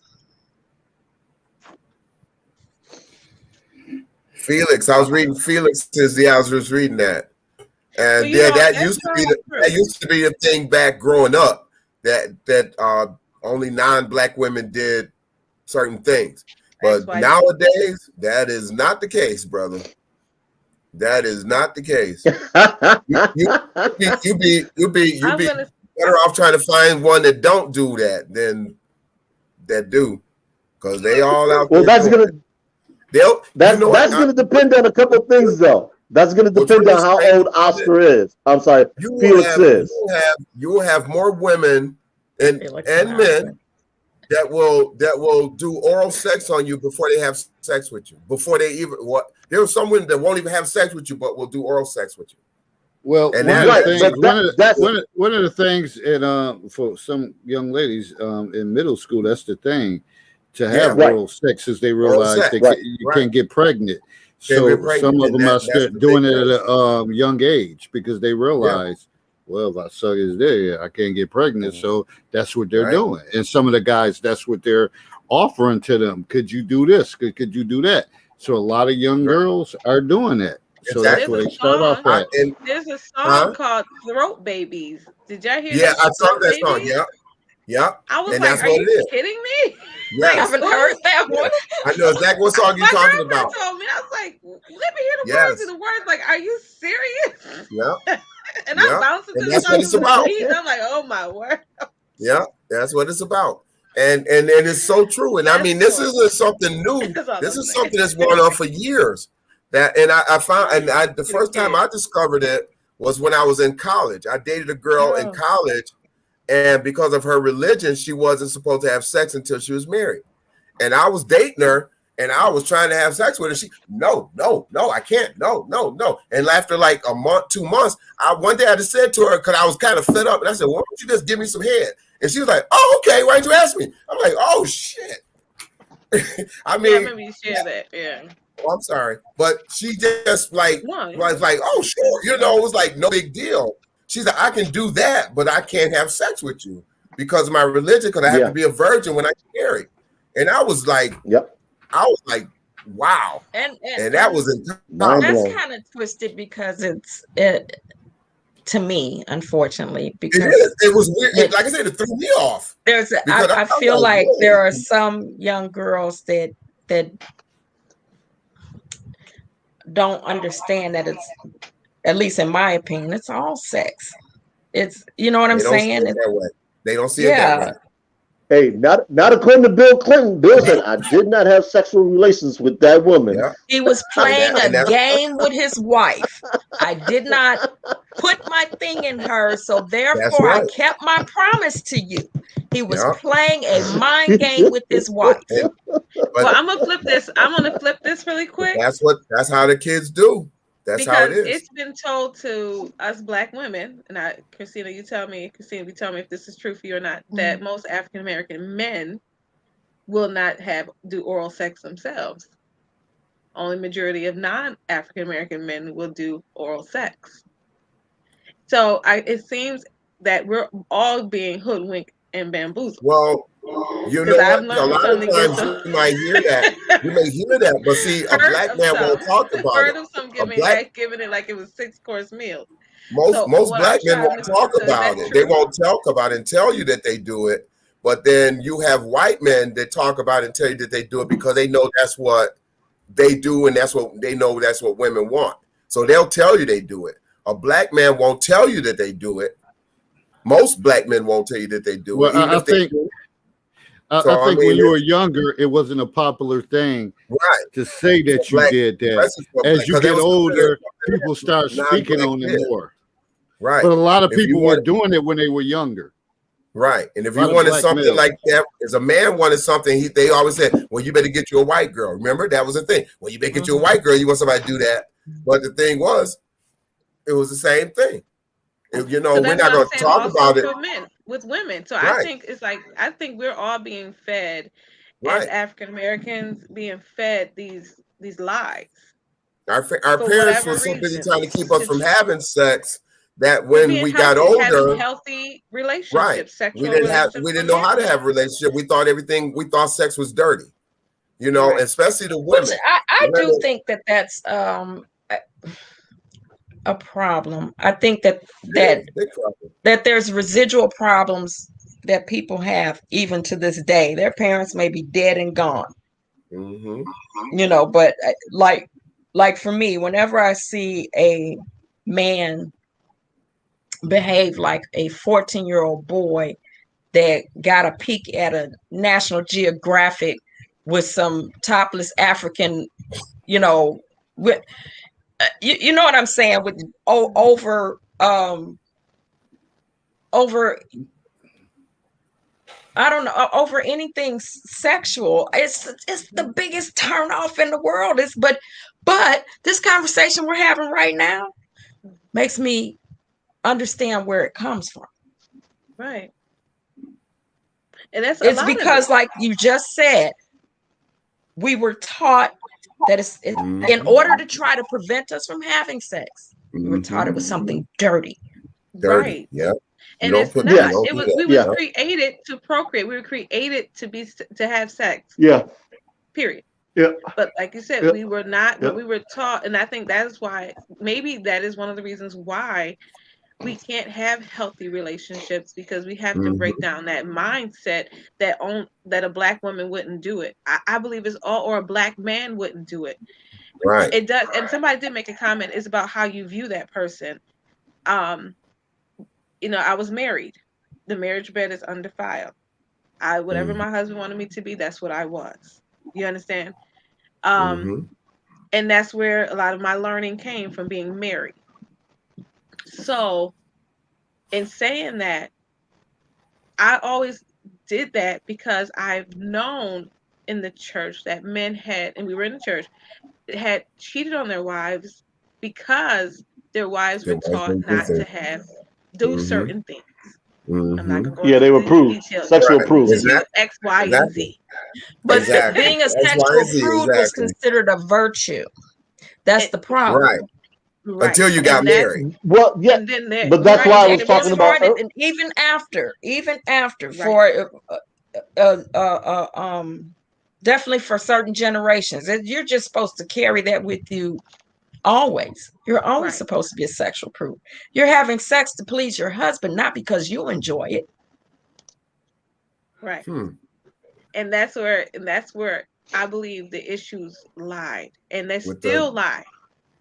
Because even now, when it comes to where you know, when we've had these discussions and where you say, oh, majority, like a lot of Black men are dating more non-African American women for those very reasons, you know, or because they're more healthier, or they're more health conscious, or they know how to treat a man, and you know, no, I think you just have to look at women in a different mindset, Black women or African American women, however you want to call us, in a different mindset, and not go with the stigmatism that was embedded in us growing up. You know, so that's where I've been striving to say throughout these different conversations. It's like, no, I think it's, if you have a little swag about yourself, it's the way you deliver. Like I'm gonna be transparent on this one.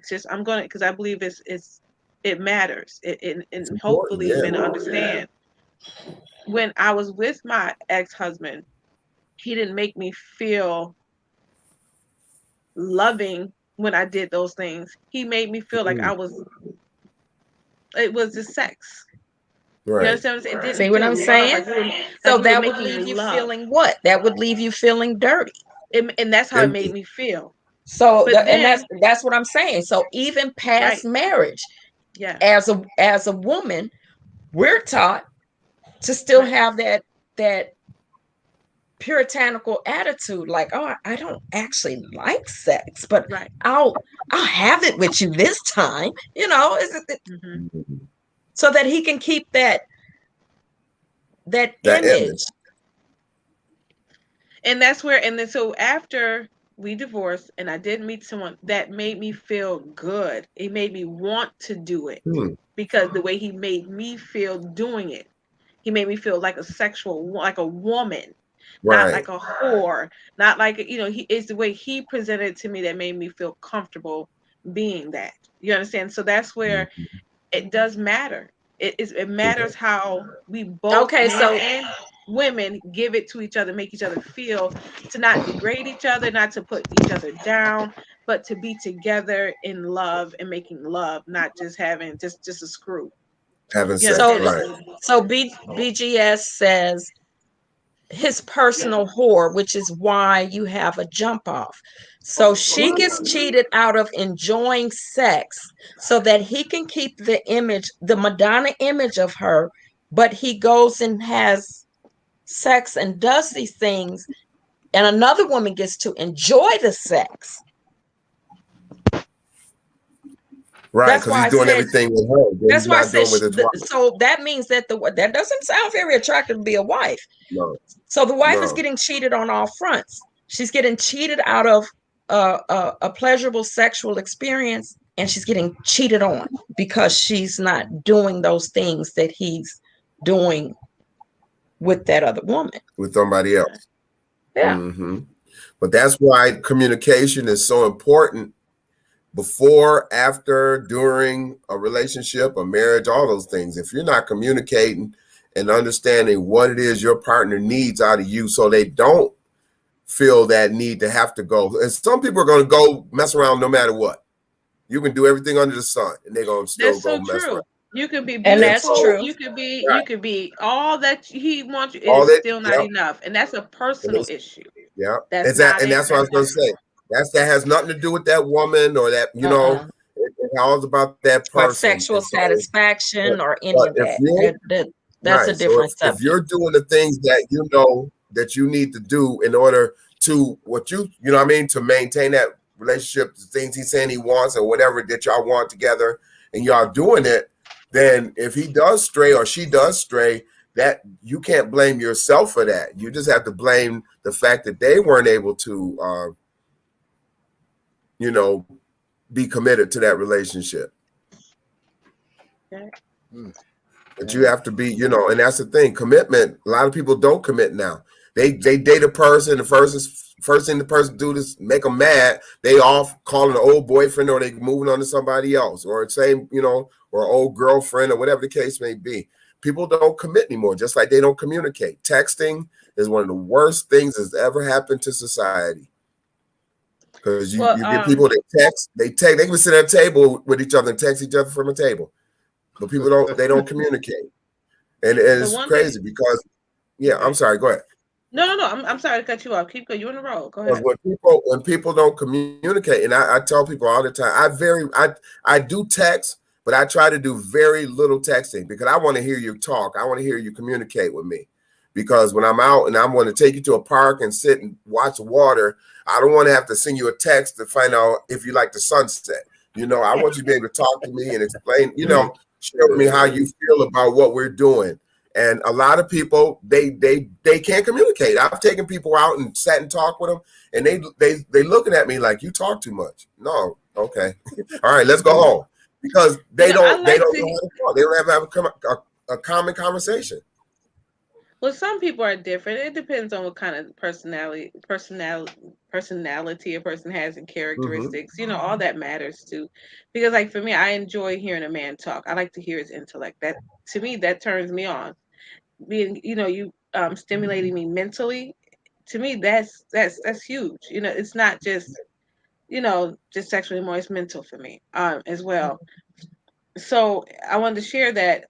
The question Sir Anthony has said, he's asking from this conversation about with the children, the way that we teach our children. Mm-hmm.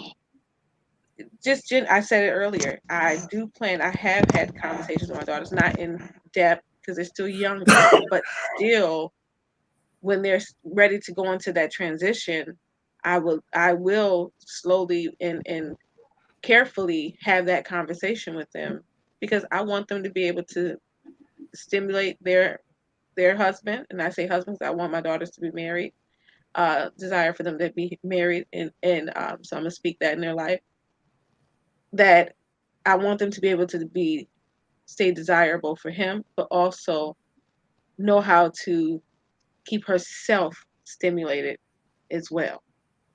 You understand? That to me. Mm-hmm. Mm-hmm. Okay, so, and I want to be candid. I want to be, careful on my wording and not be, a woman. I believe a woman that's a seasoned woman, even if the man is not what you would probably be used to or would like for them to be. I think when you know your body, you know how to operate your body to make it work. You understand what I'm saying? If you care for someone, that's my opinion. Okay. If I care for someone and it may not be something I usually would like, or it's just not hitting, I'll be like, okay, well, let's try this move. And I'll do a move to where I know it will stimulate, it may be able to stimulate me. You understand what I'm saying? Mm-hmm. Anyone? No, Anyone? I understand what you're saying. I understand what you're saying. But when people say a seasoned woman, a seasoned man, sometimes that season may not be the right season. The right season, exactly. Yeah, when people say that, it doesn't matter by your age or whatever. I hear a lot of people as a seasoned woman, well, or a since someone seasoned man. She's delicately saying right something. Thank you. I'm just gonna leave it. What I'm delicately okay, you want me to just be candid? I'm delicately striving to say in a delicate way is that sometimes you meet someone and you're into them, and maybe the size is not what you usually would be used to. Oh. But okay. But because you're interested, you strive and you do different moves in different positions that could still stimulate you if they hit that right spot. It's all about the spot. So And do you? you know how you can just move your body to make it work for you, or you communicate, as you said, what helps make you, help you get to that point. And I believe after you start learning each other, it works. Does it really though? Wouldn't that be frustrating to you though? Okay, sometimes. Because I was gonna say, I'm wouldn't not that saying be all the time, but Right. sometimes. Because even though you may really care and like that person, and you have a good bond with them, I mean, sexual stimulation and being able to satisfy each other, that's a big part as that relationship goes on. So that kind of, yeah. Because I know anyways, that's all right. Sometimes. But you know the funny thing? The funny thing about this is this: sex is the only situation that I can recall right off the top of my head where experience is punished for certain individuals and is rewarded for others.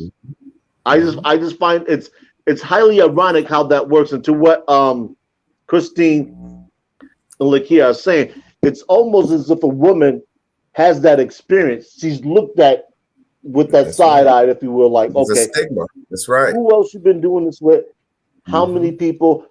And for, like I said, for men, it's a mental block for a lot of men. Me personally, I get by that stuff because I'm of the type that, look, the more attractive a woman is, the greater the chances that she's been with quite a few men. No. That doesn't make it true. The more attractive with more men? No way. The odds, because Ron Will talks about this. Ron Will talks about this all the time. He talks about the acculturated prostitute. The acculturated prostitute. This is why they say good look. I would think an unattractive woman would have a better chance of being with more men than a very attractive woman. That's just my opinion. Well, this is the linchpin. More of an unattractive woman being with more men or an obese or heavyset woman being with more men than a very attractive woman being with more men. She may have dated a lot of men. All right, let me ask you this question. A lot of those women don't have to have sex. They won't have sex, but they'll get the gifts and all that stuff because of their looks. Let me ask you this question. Will. Yes, sir. Do you think? No. I'm gonna give you something. I'm gonna give you something to make you think about it. Do you think a high-priced call girl has had more men or an ugly female? A high-priced call girl. That's a job. We're not talking about a woman that's making a living. Hold on. No. The reason why I say that is because you never see an unattractive high-priced call girl. Well, not a high price, no. And that's why I said that's a whole different scenario. That's a whole different fine. Okay, fine. So let's remove the money aspect. Let's remove the money aspect. Nice-looking girl, she'll date a lot of guys because guys are attracted to her. But a lot of times they're not having sex with those guys. They're getting gifts or they're getting trips and all those kind of things. I'm telling you now. You have a lot I would have to agree with. I can see both sides of the coin, but what Willie is saying, I get. You're talking about ugly duckling syndrome, where because they're unattractive, in order to get that male attention, they're willing to do more. That's right. They give easier access. Yeah. I'm not trying to disparage anybody, but I get what you're saying. I see that happening. And a very attractive. So, and with that being said, so her chances, a lot of times the idea that she's had long-term relationships is not very good, as great. So then the probability that she's had more relationships is greater. More encounters is greater. Right. But this is much more than a pretty girl. Much more than a pretty girl. This is what I always try and get people to understand is that an attractive female is going to deal with a specific type of man. The type of man she's going to deal with is a man with class who's going to get down and he's going to keep his mouth closed. That's the difference. We're talking about quality. So she's going to deal with a certain type of man that she's going to do things with, and nobody will ever hear about it. This is why I always talk about men. Whatever you do with a woman, keep your mouth closed. I can verify certain things. I'm not going to get into it, but trust me. Yeah, I got a lot going on. Opening up more conversations. Well, damn.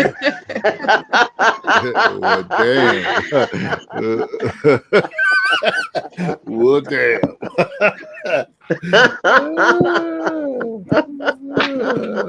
Well, Anthony said I need a little help. What I need a little help with, Anthony? Talk to me, man. What I need a little help with? Yeah, sometimes I just sit back and just listen. My wheels are spinning. Oh, What I need some help with, Anthony. Talk to me, because I might need some help. I don't know. I just got back on the dating scene. But Felix, they got it. What I was trying to say. Some of them understood what I was trying to say. So I just wanted to make sure I point that out. I acknowledge that they got me. I can't agree with all the pretty women having a lot of sex. Well, you know what? I don't see that. Wait a minute. I don't know. I have to say, to a degree, that might have some leverage for the fact that majority of pretty women. Okay, let me go to this. This is a thought that I have now. Growing up, I was not one of the pretty girls. I'm more like a beautiful butterfly. I had to come through a cocoon and come out and look beautiful like I am today. Thank you. And so back in the day, it was the lighter skinned girls, because I was actually more chocolate. I was darker skinned than I am now. I don't even know how I lightened up, but I did. They were the more attractive girls, the more the guys hit on her, and the more sexually active, the more lighter skinned girls or more attractive girls were, because of the pressure of the guys that were coming at her. Yep. So that's true. Growing up, I'm just thinking about I had to take my mind back there. It's been some years, but that is something that I remember. There was a young guy. They had asked a question. I was in 6th grade, going to Abbott School, 6th grade. And I remember now that they asked which was the girls that the guy liked most, and who was in line, into what line. I was after somebody that was butt ugly. I was like, wait a minute, I ain't that ugly, but he put me even after the butt ugly girl, and I'm like, that's ugly. So now he's somebody trying to hit on me, because it's funny. Now you want to hit on me, but when I was in 6th grade, I was behind the butt ugly girl. Sorry not to call her butt ugly, but she was really cute. But you know what I'm saying? But the one that was really nice looking, they chased after those girls, and those girls were a little bit more promiscuous. And now that those women that were chased after, they have a reputation. Opposed to me being, I was the ugly one, don't have that reputation, because I wasn't out there. They weren't chasing me like they were chasing me. Right. Well, isn't that the same with guys? Now let's think about when y'all played hide and go seek. Get it? Let's go there. Who did y'all chase after? And hide and seek, go get it. It wasn't the ugly girl. I was going after the ugly girl because I knew I was gonna get it. I forgot about that one. But isn't that the same thing with guys, whatever, that back in the days, y'all like the curly hair boys or whatever, the darker skinned guys, curly in the eyes. So we always jacked up culture, systemically, whatever, to think that lighter was better. And then it was a certain change, a certain shift. Then people started, the darker the berry, the sweeter the juice, and all these different things, whatever. But we wasn't always on the map like that. I always say that it seemed like, to me, from my perspective, when people like Michael Jordan and all of them came on the scene, and then women, and now people are saying people will say now Michael Jordan has never been cute, but he was a global icon and all of that stuff. He was one I of the thought he most was popular handsome. figures, whatever. He was that dude, whatever, and then everybody started following that trend, and that's where I thought dark-skinned man came in. And no, Okay, that's- I'm gonna backtrack a little bit because I feel like I need to because I'm light skinned. Okay, Here we go. so and I can't speak in averages or whatever, but for one thing, I was skinny, so I wasn't voluptuous. So you know what I'm saying. So and then I was shy, and then there wasn't much I could do. Like I went to school, I came straight back home. All these games I wasn't a part of. Then I want to add to it that I always found dark skinned guys more attractive before it was a trend. Mm-hmm. I'm just throwing that out there. Mm-hmm. I don't know about averages, so I can't speak to them. honestly, I'm gonna be. I can say that I was more prone to lighter skinned men, younger. Mhm. As I've gotten older, I appreciate the chocolate, dark skinned men, light skinned men. I appreciate it. Just a good man. Mhm. But I do. I was more into the lighter skin growing up as well, and I think that's like this. I wonder too, like the lighter. When you're lighter skinned, are you attracted more to the darker Opposite. skin? Like, yeah. Mm-hmm. Yeah. It's the opposite. And I would have to wonder the same thing because my son's light, his wife is dark, Mm-hmm. and he always preferred darker skinned women. Dark skinned women. Yeah, it seems that way. It does seem that way. That's normally how it is. Yeah, that's what I've seen. But thank you, Sir Anthony, for your kind words. I appreciate it. So yeah, I do feel like I am a beautiful woman now, but back in the day, I was shocked. I showed my kids my pictures. They was like, "No, mom, you was not that dark." I was dark. When I say chocolate, I was blue black. It looked like in the picture. I was blue black, and I don't know. I just lightened up throughout the years somehow, and I even get lighter in the wintertime. Now I got this is my tan, but it's funny how you transform. And then that whole older guy thing, that I was never into older guys. Never. No, older guys were attracted to me than I. Yeah, I ran into that, but I've always had was more like, older ew. guys talk to me. I remember I was in a club one time in Cleveland, and nobody was talking to me. And this older guy came to me and he said, the reason why they ain't talking to you, I didn't even say, he didn't even know this. I was thinking that, but he was like, ain't nobody gonna talk to you. He said most young men are intimidated by you. Only like it's only older men that really appreciate the type of woman that I am. So he said I was younger then. I was younger than I am now. But yeah, I used to get hit on by usually older men. Now I'm getting low spectrums. I don't know how that happened, but I was just a daddy's girl, so it just yeah. Like, why are you talking to me? You like my daddy's age? Go away. Right. I didn't like it either. But you know what? I didn't like it either. The funny thing that gets overlooked with women is women were able back in the days when you could chalk IDs. Women at the age, if they had a certain look with makeup at age 18 and 19, they could get into clubs underage. That's where a lot of young girls cut their teeth at when dating. If you happen to fall into a circle where you got passed around, that increased a lot of young attractive women's body count. That's one of the reasons why I made that statement, is because we tend to forget that nightclubs now aren't like they were 30, 40 years ago, where women were getting in easily. And so they got exposed to sex a lot earlier. So it's not that they're necessarily bad girls in terms of being promiscuous. they were just exposed to it. So you take a girl that's getting exposed to sex at 17, 18 versus a girl that's getting exposed to it at 19, 20. She's got a 3-year head start. So if you get a man that, and I mentioned the Dead President's reference, if you get a man who's into certain things, he's going to put pressure on her to do it. If she develops a fondness for it, she's going to do whatever, whomever, whenever. And that's when you start to get into that are quote unquote promiscuous and they know a way around the bedroom. They'll be like, look, man, she knows a way around a penis. She can do this. She can do this. She's willing to do this. It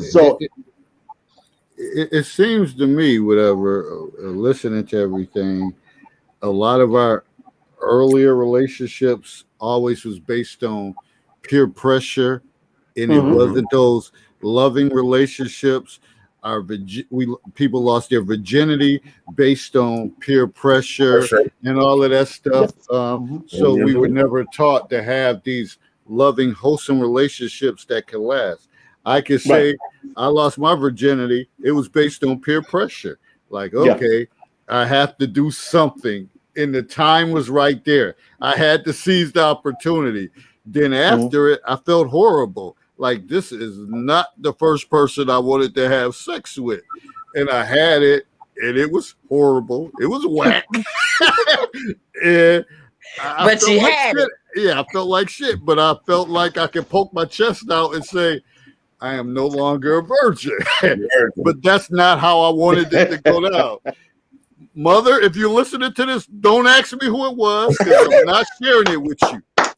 So don't worry about it. Don't lose no sleep over it. Because I would be all up in my son's business. So now, who was you talking about? Mine is gone, so I am out of that category. Thank goodness, boy. But I'm still not telling. Yeah. So I just, there's so many things, and like I say, these conversations can start off some way, but it's so much to think about. There's so much to go into. They lead to show after show, broadcast after broadcast when you think about certain things. So here we have it. I'm sure y'all got some mental notes y'all been taking, like, oh man, that's a whole nother broadcast. But we got a few minutes. We're about to hit midnight. Unfortunately, my vacation has came to an end, and I'm back to the work, and I've been getting emails up the ass, and I'm like, I do not want to go into work tomorrow, but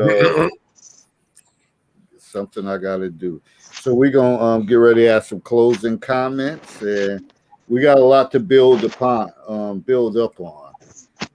Good show. The next broadcast. So who wants to give their closing comment regarding this hitting the wall? And I know we had expanded and went out, but that's okay for me, because like I said, it adds to creativity for the next broadcast. I'll go first. Okay. So in closing, I actually want to go back and answer a question Sir Anthony asked. I believe it was him that asked. And that was, it was something to the effect of, will you teach your children differently? Yeah, Anthony. So, yeah, I do have adult children. I did teach them differently. I did not teach them based on the fear factor. Keep your skirt down, don't have sex. I didn't teach them on that. I really tried to, around the age of 12 or 13, I talked to my children ad nauseum about sex. And sex education was more than just the physical function of it. I explained to them about feelings. Okay, I explained to them why it was better to wait, not just, you better wait. Don't get no girl pregnant. Keep your skirt down. I had a whole different approach to it than that. Like, my kids will tell you, they hit that 13, 14 age. We used to walk 3 hours at a time because, I don't have any twins, so I was able to do this. We would walk I would take them walking 3 or 4 hours at a time. And we would talk about sex, about why it was better to wait than to have sex early, about the emotions that come with it. You know, with my sons, you could be the one with the emotions, the attachment, and you can get hurt, or it could be her, or it could end up with a pregnancy, and you all are raised um uh in a family oriented situation. You wouldn't want to be in a situation where you have someone using a child as a weapon against you. So all kind of things like that. So so not only would I did raise my children differently, as well as talking to them about it at 13, 14 years old made them comfortable to talk to me even today. You know, they're like I said, they're all grown. I got from age 38 to 21. They're all grown. They're okay talking to me. They know they can talk to me. So now instead of blindly going at life or at sexuality, they do have somebody older that they can talk to. And it's me. It's somebody that has a vested interest in their outcomes. Anyway, so that's what I want to close with. And this was a great conversation, guys. Everybody have a good evening. All right, Good thanks, night. Christine, for participating. Appreciate you. Yeah, 7 just o'clock to, tomorrow morning, Christine. That'll be 6 o'clock my time. Oh, you are? Okay. That's good too. Oh, You can always watch the repeat. You can always watch it later. Nah, I'll be up at 6. Okay. yeah, Who's just to next? piggyback with what Christine was saying, that true, from what we've experienced, for myself, what I've experienced growing up with no one there to talk to me about it, and not feeling comfortable and scared to share with my parents, my mom, or whoever to talk about it. My mindset is always to try to create that comfortable space for my kids to be able to talk to me about it too. You know, to me, that's what we're here to do, to be teachers, to train them, to help them be better than who I was. That's my goal. I want them to be more informed than I was. And so that's, as a mother, I appreciate that, and that's my goal. But one thing I'll share about, we talked about hitting a wall. So, I like to try and share a little something different. Uh, when you hit a brick wall, climb over it, crush through it, or crush it and crush through it. So just because you hit a wall doesn't mean you have to stay there. You can always change it. Every day you have breath in your body, it can create a day and a mindset to where things can change, and your wall is no longer, you don't have that wall. The wall can be removed. So every day you can always grow. Okay, much appreciation, fellas. For go me, ahead, brother. I'll go next. I'll let you close me out, Herb. For me, Yeah.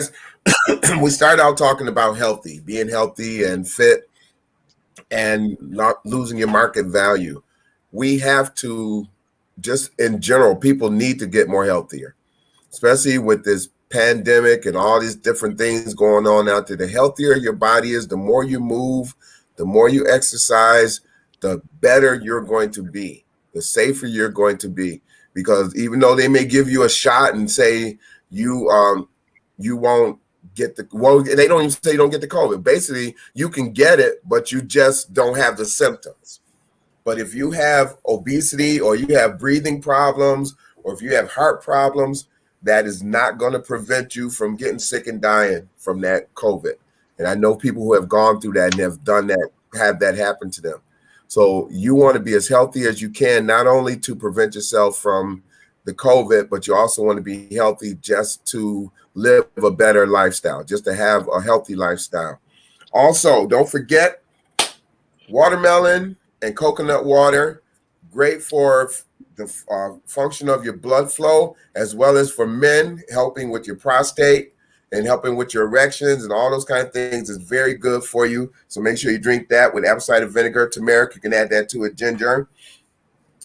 Women, listen closely.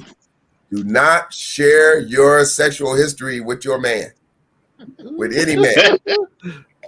You I'm already giving know, y'all some man. Y'all advice. done give me some Listen stuff to that I'm about to post before I go to bed. if you want to stay in that relationship and you want to try to keep it committed, do not share your sexual history with that man.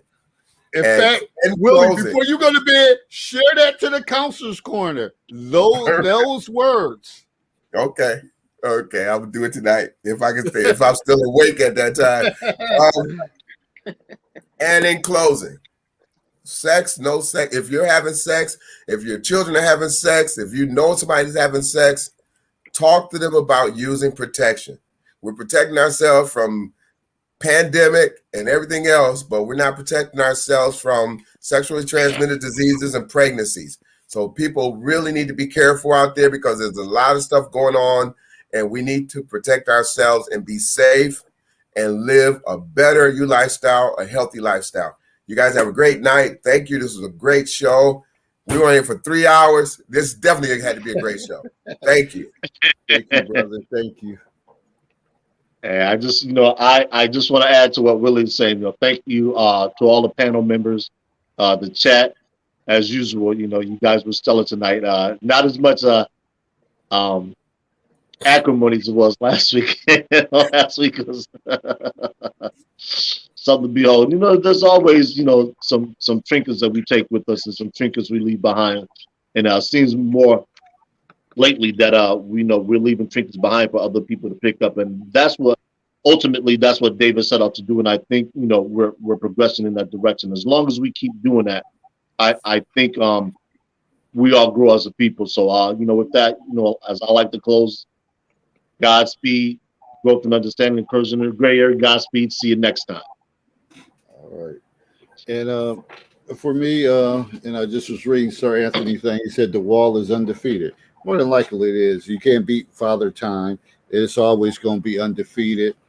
But I guess for me, it's about giving your best as you know that certain things you're up against. And it may be the Father Time or maybe against the wall. But going out on your own